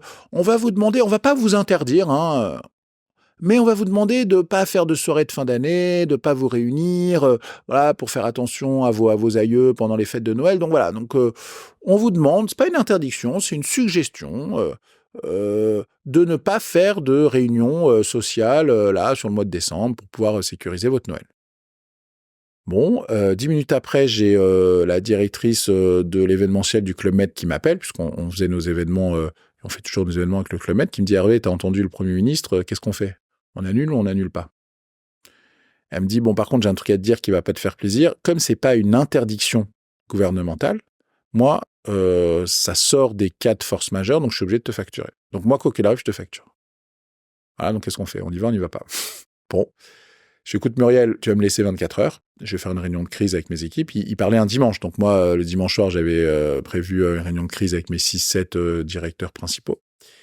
Et je décide que le lendemain, on appelle la totalité des participants, décideurs et prestataires, on leur pose la question. Plutôt que d'espérer qu'il y ait des gens, on se dit, on va aller vérifier. Et donc, toutes les heures, j'avais demandé qu'on me donne des stats entre nombre d'appels abouti et nombre de personnes qui disent oui ou non, un peu comme le Téléthon, quoi. Voilà, t'as entendu Castex, tu viens pas. Et donc, je voyais un 70, 72, 74, 76%. Voilà. Globalement, j'en avais 3 sur 4 qui disaient, OK, on adore le format, on fera attention, mais j'y serai. Et donc, vers 14 heures, je me dis, OK, on maintient. Voilà, j'ai à peu près 72, 73% de gens qui... Côté décideur, côté prestataire, donc on faisait moins de chiffre d'affaires. Mais comme on avait moins de décideurs, ça maintenait le ratio intéressant, parce que dans un événement, il faut toujours qu'il y ait respecté un ratio. S'il y a trop de commerciaux, ça fait pression marketing, etc. Et donc, on décide de faire l'événement. D'ailleurs, en plus, elle me rappelle, la directrice d'événementiel, au fait, il y a un autre truc, comme les boîtes de nuit se sont pleins, on a le droit d'ouvrir, mais comme elles restent fermées, on n'a pas le droit de mettre de la musique. Bon, OK, mais au moins, ils networkeront. On mettra une petite musique d'ambiance au bar, et puis, au lieu de faire la fête à 1h du mat', ils networkeront. Bon, ça, c'était pas c'est catastrophique. Et moi, j'ai quand même pris peur. Hein. C'est-à-dire qu'en gros, je me suis dit, putain, parce que Covid, on annule, on fait pas de chiffre d'affaires, mais on n'a pas de dépenses en face. En plus, on a du chômage partiel et autres. Bon, c'est une mauvaise passe, mais on y arrive. Là, on allait perdre, parce que le Club Med, c'est cher, hein, privatiser un Club Med, c'est de l'ordre du million d'euros. On allait perdre 1 million, pas faire notre événement, devoir rembourser tous nos sponsors. Donc là, c'était vraiment catastrophique. Et donc, 24 heures après, on décide d'y aller. Donc, on était lundi fin de journée, l'événement, c'était le vendredi matin. Et donc, je laisse mes équipes gérer toutes les annulations, de maintenir ceux qui viennent, etc. En plus, certains disaient, bon, je viens, mais j'ai quand même reçu des restrictions au niveau de ma boîte, donc il faut surtout pas qu'on me voit à la vidéo. Enfin voilà, ils jouaient le jeu un peu un peu comme des pirates, quoi, de dire, OK, j'adore tellement ton événement, je viens, mais faut pas que ça se sache, etc. Et puis moi, je décide le mardi, je me dis, bon, je voudrais remercier un peu cette communauté qui a tenu à franchir, finalement, à braver les suggestions gouvernementales. Donc, faut que je leur offre quelque chose. Bon, qu'est-ce que je peux leur offrir? Je vais monter un vaccinodrome. Et je vais leur permettre, parce qu'ils viennent à mon événement, parce qu'à l'époque, on avait du mal à trouver des doses Moderna, Pfizer, etc. Les gens avaient fait à peu près un vaccin, mais ils n'avaient pas encore fait leur deuxième dose. Et donc, je me suis dit, bon, je vais essayer, moi, de trouver des doses. Bon. Alors, j'appelle un pote médecin qui me dit, écoute, Hervé, pas évident ce que tu demandes, parce que les pharmacies, ils n'ont pas le droit de te vendre en quantité. Il faut qu'il y ait un médecin. T'es médecin, toi. Oui, mais bon, je ne peux pas aller dans ta pharmacie au fin fond de la Savoie. Ensuite, il faut que tu aies un médecin, quoi qu'il arrive, pour ordonner le vaccinodrome. Par contre, ceux qui vaccinent, ça peut être des pompiers, des infirmières ou des étudiants en médecine. Bon, donc il me fait, écoute, moi, ma fille, elle est étudiante en médecine, si tu veux, je lui demande qu'elle me trouve 3-4 copines. Je dis, écoute, tiens, tu lui dis à ta fille qu'elle vient. Elle a les 3 jours au Club Med, on les met en chambre double au Club Med, elle profite. Et effectivement, dimanche matin, ils organisent le vaccinodrome. Bon, donc ça, c'était facile. J'ai eu les 3 étudiantes en médecine. Il me manquait le médecin et les doses. Et donc, j'avais laissé toutes mes équipes gérer tout le reste. Et puis moi, je faisais plus que ça. Donc, j'ai passé 48 heures. J'ai appelé toutes les pharmacies locales. J'ai essayé de trouver des médecins. Je passais des annonces sur Facebook, etc. Bon. Les gens me disaient, oui, je suis médecin, mais bon, je suis pas dispo le dimanche, truc, machin. Et donc, on est le jeudi fin de journée. Comme on est en décembre, il fait nuit. Donc, il est genre 18h, il fait nuit. Et puis, je vois un de mes DGA en charge des décideurs qui finissait, en fait, les listings, etc. pour le train. Et qui me dit, écoute, Hervé, je te vois galérer, mais j'ai une idée. Moi, j'ai mon beau-père qui est ophtalmo. Ophtalmo, c'est pas forcément des gens qui vaccinent toute la journée, mais c'est des médecins. C'est une spécialité de médecine. Donc, si tu veux, je l'appelle. Bah oui, appelle-le. Quand tu l'as pas appelé avant, appelle-le. Donc, il appelle son beau-père, truc, machin. Bon, le beau-père dit, écoute, t'es mon gendre. Oui, je comprends le sujet. C'est important pour ton business. Ok, tu peux compter sur moi, je serai là. Par contre, donne-moi les coordonnées des infirmières, enfin, des étudiantes en médecine, parce que je vais les driver. Enfin, voilà. Donc, il joue parfaitement son rôle. Donc, j'avais les vaccinants. En plus, le Club Med m'a dit, on veut que tu signes des charges, comme quoi c'est pas nous qui sommes responsables du vaccinodrome, c'est toi, s'il se passe quoi que ce soit. Bon, comme il y avait un médecin, il pouvait rien se passer. Et donc, j'ai le médecin, j'ai le Club Med qui autorise, j'ai les étudiants en médecine, mais j'ai pas encore les doses. Et donc, je fais de la prospection, j'appelle des pharmacies une par une, Savoie, Haute-Savoie, machin. Et j'en trouve une qui me dit, moi, j'ai 200 doses. Je vous les réserve. Ah ouais. Mais par contre, il faut qu'un médecin, oui, vous inquiétez pas, j'ai un médecin, c'est lui qui va avec son numéro de médecin, etc. Parce que oui, un pharmacien ne peut pas comme ça donner 200 doses à un particulier. Et donc, j'ai organisé le vaccinodrome. On a vacciné 121 personnes. Certains n'ont pas pu, certains n'ont pas voulu parce qu'ils étaient Moderna, ils voulaient Pfizer, enfin bref, truc. Mais c'était bien sûr pas une obligation, c'était un remerciement de ceux qui avaient bravé les suggestions gouvernementales et qui avaient envie de vivre l'événement.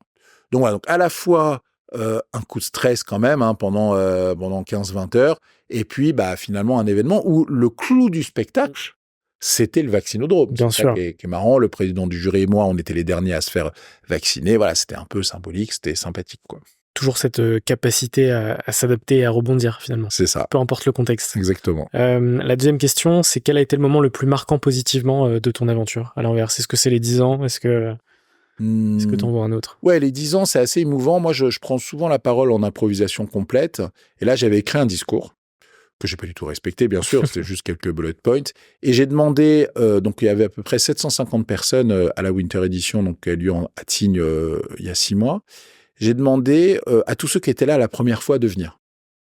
Donc, c'est-à-dire 10 ans auparavant. Et ils étaient quand même 60. Donc, sur les 180 de la première édition, un tiers était encore là 10 ans plus tard. Énorme. Et voilà, donc c'était émouvant, etc. J'ai pleuré. Alors, le truc le plus marrant aussi, c'est en fait, à un moment donné, mes équipes m'ont dit, Hervé, tu vois, on t'a préparé des surprises, tu vas être ému. Bon, et puis même, juste avant, ils me font monter sur scène, alors Hervé, bon, t'es prêt à l'émotion? Je me dis, putain, ils ont ramené mes filles. Ils ont organisé avec mon ex-femme, machin, ils ont ramené mes filles. Parce que moi, le truc le plus émouvant qui aurait pu arriver, c'est mes filles. Elles avaient à l'époque 12 et 15, de venir, de voir leur papa, parce qu'elles mangent Big Boss, elles boivent Big Boss depuis 10 ans. Quand on a un papa entrepreneur, on vit l'entreprise en permanence. Et donc, finalement, c'était pas elle, c'était une autre surprise sympathique, touchante. Mais voilà, donc oui, c'est sûr que moi, ce livre, c'est marrant parce que ce livre, ça pourrait être le mien, ça pourrait être le livre photo que moi, je me suis fait pour moi, mon souvenir. Alors qu'en fait, il y a quand même 700 personnes qui l'ont reçu ou qui vont le recevoir et qui le vivent aussi comme une épopée sympathique, quoi. Ok, génial.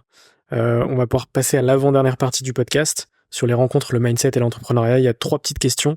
La première, et elle va être très très difficile pour toi. Est-ce que tu peux me parler d'une rencontre qui a marqué ton aventure? Je sais que des rencontres, il y en a plein. Ouais, des encore rencontres, il y plus en a quand c'est son plein. business. Je réfléchis. Ouais, des rencontres, il y en a plein. Qu'est-ce que j'ai comme rencontre sympa? Ah, je vais parler de Caroline Puechoultres. Alors, Caroline Puechoultres, je l'ai connue, elle était directrice DGA de Promo Vacances. D'accord? Elle est venue aux événements, elle a beaucoup aimé.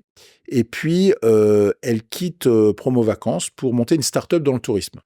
Je la croise dans mes vacances au Club Med. Ah, Caroline, c'est marrant, qu'est-ce que tu fais là? Bah, tu sais, moi, je suis une ancienne du Club Med, j'ai fait 10 ans de ma carrière au Club Med, donc j'y vais régulièrement, donc on fait la fête et tout machin. Elle me dit, ah, tu sais, Hervé, au fait, je voulais te dire, moi, j'ai quitté Promo Vacances et je monte une start-up dans le tourisme et je voudrais continuer à faire tes événements. Je fais, écoute, Caro, moi, j'ai un problème parce que là, c'est une toute petite start-up, t'as pas encore levé de fonds, t'as pas encore de capacité de dépenses, donc non, tu seras pas éligible. Oh, ça va, Hervé. Et donc, on a vraiment fait la fête, on s'est amusé. En plus, elle avait un gros poste avant, et donc peut-être qu'elle allait réussir à lever des fonds et du coup à opérer. Donc, c'était juste transitoire. Je dis, écoute, ce qu'on va faire, Caroline, tu vas venir, mais tu vas venir en tant que staff. Comme ça, il n'y a pas de pression, j'ai pas un sponsor qui peut me dire bah, pourquoi elle est là, c'est trop petit, etc. Et donc, elle a adoré faire ce rôle, elle portait sac à dos, etc. Bon. Et puis, quelques mois plus tard, elle quitte cette start-up, parce qu'elle n'a pas réussi à lever et tout, puis elle repart chez un très grand compte. Et moi, à l'époque, j'avais le Chief Digital Officer de Renault, qui devait présider le jury de l'opus suivant. Et j'entends parler par mon réseau de 2, 3, 4 sources différentes qu'il était en train de se faire virer. Et sauf que il m'en parle pas. Parce que lui, bah forcément, d'avoir l'exposition d'être président de jury, t'as des interviews, t'es la star de l'événement et tout. Donc, 2, 3, 4 qui m'en parlent. Bon, le premier, c'est un bruit de couloir. Le deuxième, c'est un bruit qui va fort. Bon, je décide de... J'en parle à Caroline, justement. Je dis, tiens, tu sais, Caro, qu'est-ce que t'en penses? Qu'est-ce que tu feras à ma place? Je fais, écoute, je le connais. C'est un copain de promo, on a fait HEC ensemble. Je sais qu'il est sur le départ. C'est pas normal, appelle-le, dis-lui franchement, j'ai entendu des bruits, est-ce que tu peux me confirmer? Et elle me dit, bah, au fait, tiens, moi je voulais te dire, je deviens directrice marketing d'Intermarché. Je fais, bah attends, mais génial. Je vais lui dire que en tant que futur départ, il peut plus être président de jury. Par contre, par amicalité, je le laisse dans le jury. Bon, mais toi, tu pourrais être président du jury. Et donc, ce qui est intéressant, c'est que Caroline, elle a fait donc simple participante, staff, présidente de jury. Et en plus, comme elle avait beaucoup de bagou, etc., pendant la plénière, on animait ensemble. Elle avait une capacité à bien improviser. Quand tu as été 10 ans au Club Med, tu connais bien tous ces sujets. Et donc voilà, donc en gros, c'est quelqu'un qui a vécu un peu toutes les formes de participation. Et j'ai même voulu la recruter en tant que DG. On s'est posé la question. Et puis, bon, c'est pas le même mindset, etc. Mais voilà, elle aurait pu être staff, elle aurait pu être présidente de jury, simple participante, puis finir DG. Enfin voilà. Donc, franchement, c'est vrai que c'est lui dur cette question parce que je pourrais citer 100 autres exemples. Sûr. Mais tu as bien répondu. Voilà, c'est une belle histoire. C'était une belle histoire. La deuxième question, c'est qu'est-ce qui est le plus important selon toi dans le fait d'entreprendre? Alors, moi, j'estime qu'un entrepreneur doit avoir 3 qualités. S'il les a pas, il a aucune chance de réussir. Ou il faut qu'il s'associe avec ceux qui ont les qualités qu'il n'a pas. Alors la première, indéniable, je l'ai. Elle est essentielle, c'est l'énergie commerciale. L'entrepreneur doit être le premier commercial de la boîte, il doit avoir l'énergie, la détermination, la rage, il doit être bon convaincant, il doit être convaincu, bien sûr, etc. Donc ça, c'est un chapitre important, nécessaire, mais pas suffisant. Moi, j'ai cette première aptitude-là. La deuxième, c'est la partie marketing, fonctionnel, produit, technique. En fait, c'est le produit. C'est-à-dire que si tu sais vendre, mais que tu sais pas designer un produit, ça marche pas. Et si tu sais designer un produit, mais que tu sais pas le vendre, ça marche pas non plus. D'accord? Et j'ai cette deuxième capacité aussi. Et enfin, la troisième, on peut pas tout avoir, hein. La troisième, c'est la partie gestion administrative. Bon, je l'ai moins, mais j'ai su m'entourer, j'ai eu un expert comptable. Alors, au départ, j'avais fait des énormes conneries. Je me rappelle, on était avec une stagiaire qui est restée 6-7 ans chez nous, on l'a embauchée, etc. Un jour, elle avait vu le film Le Stagiaire avec Robert De Niro. Elle me dit, ah, viens, on recrute un papy compta. S'il nous faut un comptable, on commence à grandir et tout. Et donc, on caste Hélène Gilbert Barex, 73 ans, à la retraite, comptable à la retraite, qui s'ennuie parce que sa femme, elle a 25 ans de moins, donc bah voilà, sa femme, elle est encore en activité, lui, il n'a pas envie d'être le retraité dans son coin. Et donc, on le prend. Et en fait, c'est une catastrophe parce qu'il avait il avait ses vieilles règles de l'époque, il connaissait pas Excel, enfin voilà, donc pour faire deux, trois notes de frais, ça allait, mais là, l'entreprise, elle grandissait. En plus, on avait les audits du fonds d'investissement. Le fonds d'investissement, il dit, c'est quoi ce bordel? C'est n'importe quoi votre compta. Enfin, bref, donc voilà. Donc, le troisième sujet, on peut le sous-traiter. C'est pas le plus prégnant. Mais en tout cas, idéalement, c'est quand on a 3 associés, il y en a un qui gère la gestion, l'administratif. On a l'impression que c'est un peu à côté, mais non, c'est quand même essentiel. Il y en a plein qui confondent chiffre d'affaires et encaissement, marge brute et marge nette. Enfin, voilà, donc on doit quand même... Ça, je maîtrisais quand même ces sujets-là, mais la partie compta pur, bilan pur, un compte de résultat, je sais le maîtriser. Un bilan, c'est très technique, les amortissements, les immobilisations, c'est un métier. les actifs, les passifs, c'est un métier. Voilà, donc en gros, et moi j'en connais plein. Ça fait 25 ans que je suis des entrepreneurs. Je peux citer plein d'exemples de boîtes où c'est 2 nanas qui sont des marketeuses, très bonnes marketeuses qui s'associent. Donc c'est un super produit nickel, mais elles savent pas le vendre. Ou alors 2 vendeurs qui s'associent, qui pourraient vendre tout le monde, mais qui n'ont pas de produit. Voilà, donc en gros, moi j'ai eu la chance d'avoir vraiment cette logique commerciale, d'avoir cette compréhension d'un marché, d'un sujet, de savoir quand même un petit peu mes cours d'analyse financière dans mon école Bac+5 de vente m'ont servi. Et globalement, voilà. Donc déjà, quand on n'a pas toutes ces compétences, quand on a toutes ces compétences, on n'est pas sûr d'y arriver. Donc voilà. Donc moi, j'invite les auditeurs à se dire voilà, je veux monter ma boîte. Est-ce que vraiment j'ai cette compétence? Est-ce que depuis toujours tout le monde sait que je sais vendre, je sais négocier, etc. Voilà, parce que un entrepreneur qui a pas ça, qui le fait un peu par la force des choses et tout, il va pas y arriver. Ouais. Et même s'il n'a pas la fibre commerciale, il saura pas recruter le bon directeur commercial, il n'aura pas les codes, donc ça ne marchera pas. C'est comme un entrepreneur tech qui connaît rien à la tech et qui a un CTO qui peut lui dire n'importe quoi, j'ai besoin de 1500 jours hommes, alors que peut-être en 120 jours hommes, ça va être réalisé. Voilà, donc en gros, pour moi, c'est ça les qualités d'un entrepreneur. Je suis complètement aligné avec ce que tu as dit. La troisième et dernière question de cette partie, c'est comment est-ce que ton entourage vit ton aventure entrepreneuriale? Alors c'est marrant parce que au début, moi-même j'y croyais pas. Tout le monde disait non mais c'est n'importe quoi ton truc, ça va tenir une fois, 2 fois. En plus c'est hyper risqué, t'es à la perf. Et puis ça a grandi et j'ai acquis une légitimité auprès de mes proches, auprès même de mon écosystème, qui voyait un peu les big boss, un peu de manière potache, non mais c'est n'importe quoi, faire du business en maillot de bain, n'importe quoi, ça tiendra jamais, ça tiendra jamais. Ouais, enfin, ça tenait. Et puis au contraire, ça avait vraiment l'approche, c'était le truc. Je me rappelle d'une soirée à la FEVAD où le délégué général disait bon désolé, il n'y a pas eu de speed dating sur cette soirée, mais j'espère que vous avez passé une bonne soirée quand même. Donc c'était un petit clin d'œil au big boss. Et donc globalement, voilà, c'est une aventure qui a scellé et convaincu des gens qui étaient très réfractaires au début. D'ailleurs, ce qui est marrant, c'est que au début, ça me minait, moi non plus du tout. Il y a des gens qui me détestent le format, et alors qu'ils l'ont jamais fait ou qu'ils m'ont jamais vu, mais par pure jalousie ou par pure... J'ai une anecdote assez marrante là-dessus. Moi, j'aime bien raconter des anecdotes. On était en boîte de nuit, on était au Shogun. C'était pour la levée de fonds d'un partenaire qui m'avait invité. Voilà, il faisait une petite soirée pour annoncer sa levée de fonds. Et donc, j'arrive à la soirée, je vois 2 personnes que je connais discuter avec une personne en face que je vois de dos. J'écoute un peu la conversation et ça parle des big boss. Et le mec dit non mais les big boss c'est n'importe quoi, je suis allé se retrouver en maillot de bain, c'est une bêtise absolue, mais comment ça peut tenir? Mais vraiment c'est la décadence du business. Et puis les 2 autres que eux je connaissais, je les écoutais parce qu'eux ils défendaient. Ah non mais pas du tout, c'est génial, moi je fais un super ROI, au contraire, je rencontre des décideurs, ils sont détendus, voilà. L'autre disait non mais moi franchement je suis décideur, à chaque fois je fais mon choix de prestataire, ça me va très bien, etc.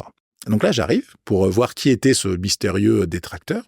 Et comme j'ai une mémoire photographique des gens qui viennent à mon événement, je vois sur son badge, je vois son nom, je vois sa tête, il est jamais venu. Et donc, j'ai Ah bonjour à Hervé ouais. Bloch, je suis l'organisateur des événements Les Big Boss, tu n'es jamais venu à mes événements, j'ai une mémoire photographique. Waouh. Alors là, il dit oui, bon, j'ai dit que j'étais allé, mais enfin, c'est ce qu'on m'a raconté. Ah oui, mais c'est pas pareil.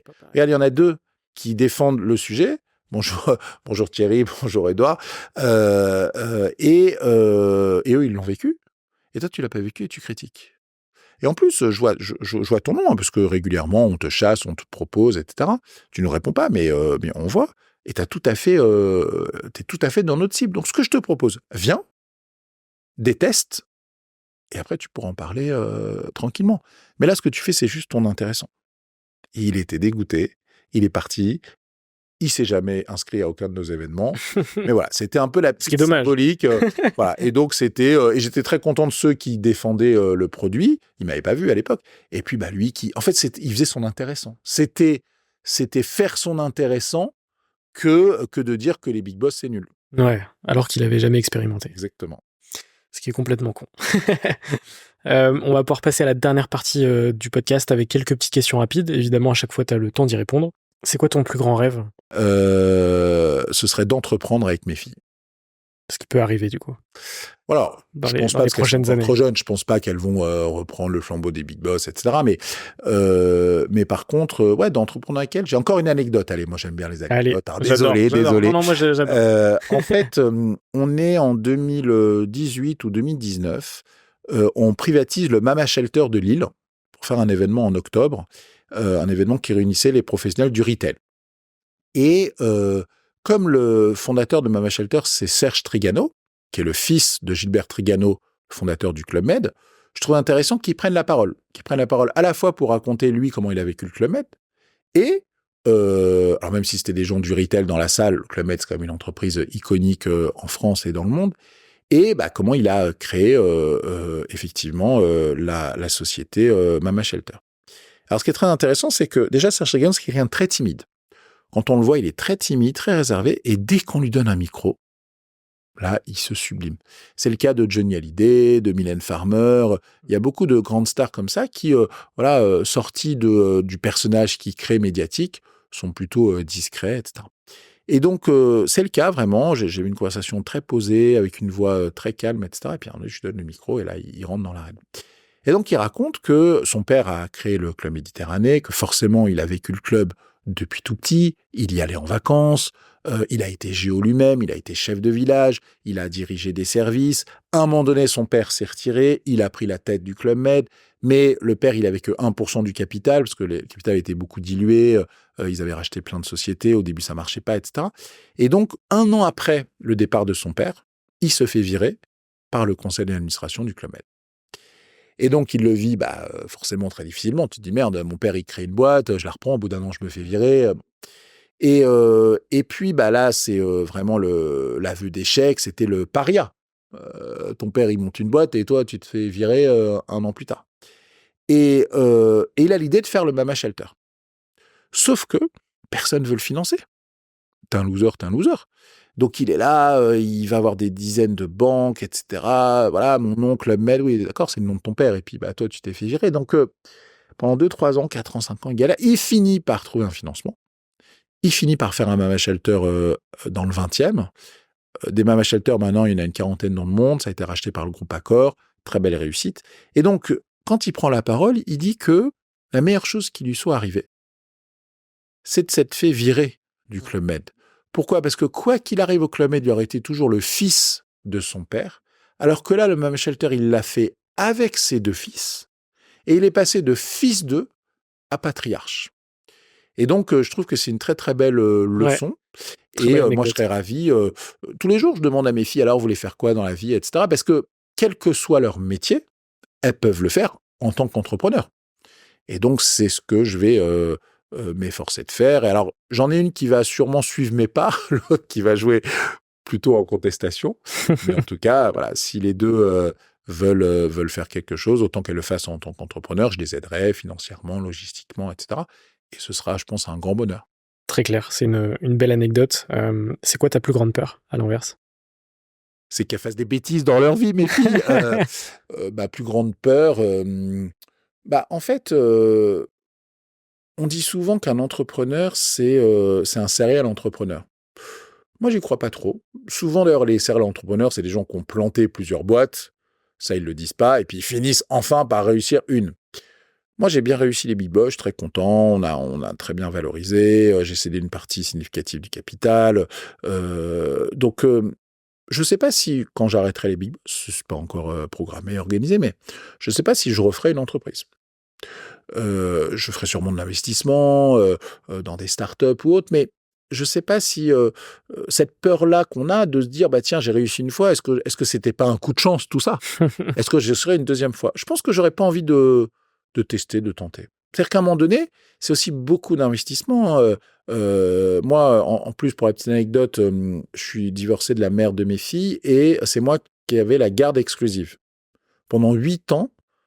Pendant les années Big Boss, donc de 2014 à 2022, j'étais à la fois chef d'entreprise, entrepreneur au Big Boss, de 8h30 à 19h, et de 19h à 8h30, j'étais papa, maman, les devoirs, les courses, les fringues, les têtes dans les nuages, les colos, les vaccins. Et donc, c'est ce qui est très structurant aussi. Et donc voilà, donc en gros, est-ce que je referais une entreprise? J'investirais probablement, je serais associé peut-être, mais je ne serais pas à fond à vouloir recréer une société de 10, 100, 1000 personnes. Je comprends totalement. Est-ce que tu as un livre à me conseiller? Le livre des 10 ans des Big Boss. Avec plaisir. Je peux te l'offrir, j'en ai quelques exemplaires. Je peux t'offrir un exemplaire dédicacé. Et tu peux même, on peut en offrir un dédicacé à tes auditeurs. Alors, je ne sais pas, un tirage au sort, ou tu me diras, mais on peut organiser ça. Je peux t'en remettre un pour toi, et puis un que toi tu dédicaceras, ou on dédicacera ensemble à un auditeur qui a envie de un peu suivre et voir l'épopée. Je pense que ça peut être un beau cadeau. Merci beaucoup. Est-ce que tu as un film ou une série à me conseiller? Alors, Itinéraire d'un enfant gâté.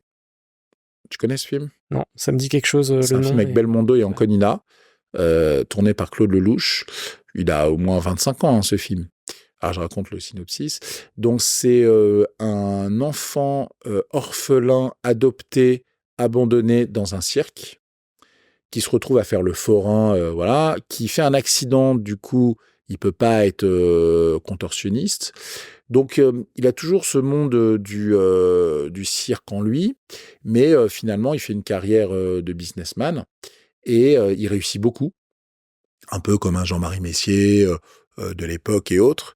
Et puis, donc, il a une femme, des enfants. Sa première femme meurt d'un accident bête, donc il est dégoûté. Il divorce avec sa femme, il a sa vie. Et puis, à un moment donné, à 50 ans, il pète les plombs. Il va voir son médecin, son prêtre et son notaire, et il dit je vais faire un tour du monde en solitaire. Je prends un bateau, foutez-moi la paix. Okay. Et en fait, ce qu'il dit pas, c'est qu'il coupe les liens de communication et il simule sa mort. Et il se retrouve à l'autre bout du monde. En fait, il a voulu, comme ça, se dire, mais au fait, ma vie... En fait, il dit qu'il a jamais eu 1 heure avec lui-même en 50 ans. Et donc, il fait tout ce parcours, et puis à un moment donné, il y a un jeune, donc Richard Anconina, qui le reconnaît, parce que c'était le personnage homme d'affaires connu de l'époque, et qui veut le faire chanter. J'ai trouvé, il n'est pas mort, etc. Donc, Belmondo le voit, et en fait, il en fait son enfant gâté. Il dit, viens, il y a un truc qui se passe là, ma boîte est en faillite, je comprends pas. Viens, je te fais une lettre de dédicace comme si tu étais mon concurrent au Canada, et fais-toi embaucher. Et donc, il le coach nuit et jour pour qu'il soit à la tête de l'entreprise. Et ce qui est marrant, c'est qu'il tire d'un enfant gâté. On ne saura jamais dans le film qui était l'enfant gâté. Est-ce que c'est celui qui était un simple employé de la multinationale qui devient le DG en étant coaché par le fondateur, ou est-ce que c'est celui qui a été abandonné à la naissance, qui a vécu dans le cirque, qui a été l'homme d'affaires et qui a été gâté par la vie, mais on ne sait pas, est-ce qu'on est gâté quand on est abandonné, est-ce qu'on est gâté quand on est multimillionnaire? Voilà, donc c'est tout ça, et je trouve que pour une fibre entrepreneuriale, c'est un bon film. Bah, c'est une bonne reco, j'irai le voir et on le mettra en lien en description aussi. Les 2 dernières questions, c'est est-ce que tu peux me recommander 3 entrepreneurs pour un futur épisode? Ouais, alors, des entrepreneurs sympas, je réfléchis, 3 entrepreneurs. C'est quoi, tu veux quoi comme... Franchement, j'ai toute typologie d'entrepreneurs, ça peut être... Bah, moi, j'aimerais bien que tu interviewes Michael Benabou. Ok. Extraordinaire. Il était cofondateur de VP. Il a fait de l'immobilier. Là, maintenant, il a investi dans une startup qui s'appelle Tabby qui cartonne. Voilà, donc Michael Benabou, super bon public, je pense. Ensuite, qui on pourrait, en tant qu'entrepreneur iconique, David Dayan, président de showroom privé. C'est pas celui qui se mettait en avant parce qu'il avait un associé, Thierry Petit, mais aujourd'hui c'est lui le président. Il dirige avec ses frères. C'est une très belle réussite. À côté de VP qui était le leader. Voilà, donc je pense que ça c'est 2 belles interviews. Donc c'était des décideurs et puis un prestataire, Paola Fabiani. Paola Fabiani, c'est la présidente de Wisecom. Mhm. Elle a d'ailleurs été élue vice-présidente et porte-parole du MEDEF sur la partie entrepreneuriat. Donc voilà, c'est une sponsor emblématique sur nos événements. Super. Et je pense que je pourrais te mettre en relation avec les 3 Ouais, avec plaisir. Et ça peut être des belles interviews. Ok, bah je me note les 3 recos, merci pour ça. Et la dernière question que je pose sur vraiment chacun de mes épisodes, c'est quoi pour toi une ou un entrepreneur? Bah, en entrepreneur, c'est quelqu'un de déterminé, c'est quelqu'un de déterminant, de convaincu, de convaincant. C'est un fou, un entrepreneur, parce que c'est dur. Vraiment, peu réussissent, hein. Les stats sont affolantes, hein. Il y a 2 tiers des sociétés qui, au bout de 5 ans, n'existeront plus. Dans le tiers restant, si en plus tu es tout seul, tu as très peu de chances d'éclore. Il y a aussi toute cette parodie des levées de fonds où, en gros, l'entrepreneur, il a tellement levé qu'il lui reste 2,4% de sa société. Et s'il la revend 10 millions, bah super, il a gagné 240 000 euros. Donc, ce qui reste beaucoup d'argent, mais par rapport à la valeur de l'entreprise. Donc techniquement, voilà, un entrepreneur, c'est un fou, c'est un passionné. Et si sa folie et sa passion l'amènent à la réussite, eh ben, il aura gagné, il aura voilà, réalisé ses rêves ou en gros, en tout cas, contribué à une réussite sociétale, financière, économique. Et donc, c'est vachement intéressant. Donc voilà, moi, j'ai toujours été passionné et je pense que l'entrepreneuriat, c'est parce qu'il y a tellement de difficultés en permanence qu'on peut vite abandonner. Et finalement, moi, j'ai juste abandonné, enfin, pas abandonné la fois où Bien ça a sûr. décollé, quoi. Bah, ce sera parfait pour les mots de la fin. Merci beaucoup Hervé pour cet échange. Avec plaisir. J'espère que ça t'a plu. J'espère que toi qui nous as regardé, écouté, ça t'a plu aussi. Évidemment, tout est lié en description pour les gens qui vont t'envoyer des petits messages en te disant qu'ils ont apprécié l'épisode. Qu'est-ce qu'on peut te souhaiter pour la suite? Un maximum de kiff, je pense, pour cette nouvelle phase de ta vie entrepreneuriale. Un nouveau livre dans 9 ans, des 20 ans des Big Boss. Exactement, c'est ce qu'on peut te souhaiter. Je pense que ce sera une écriture différente, avec un DG, avec des équipes, et voilà. Et donc, je serais ravi d'être en préface du livre des 10 ans, enfin des 20 ans des Big Boss. Merci beaucoup Hervé. Avec plaisir.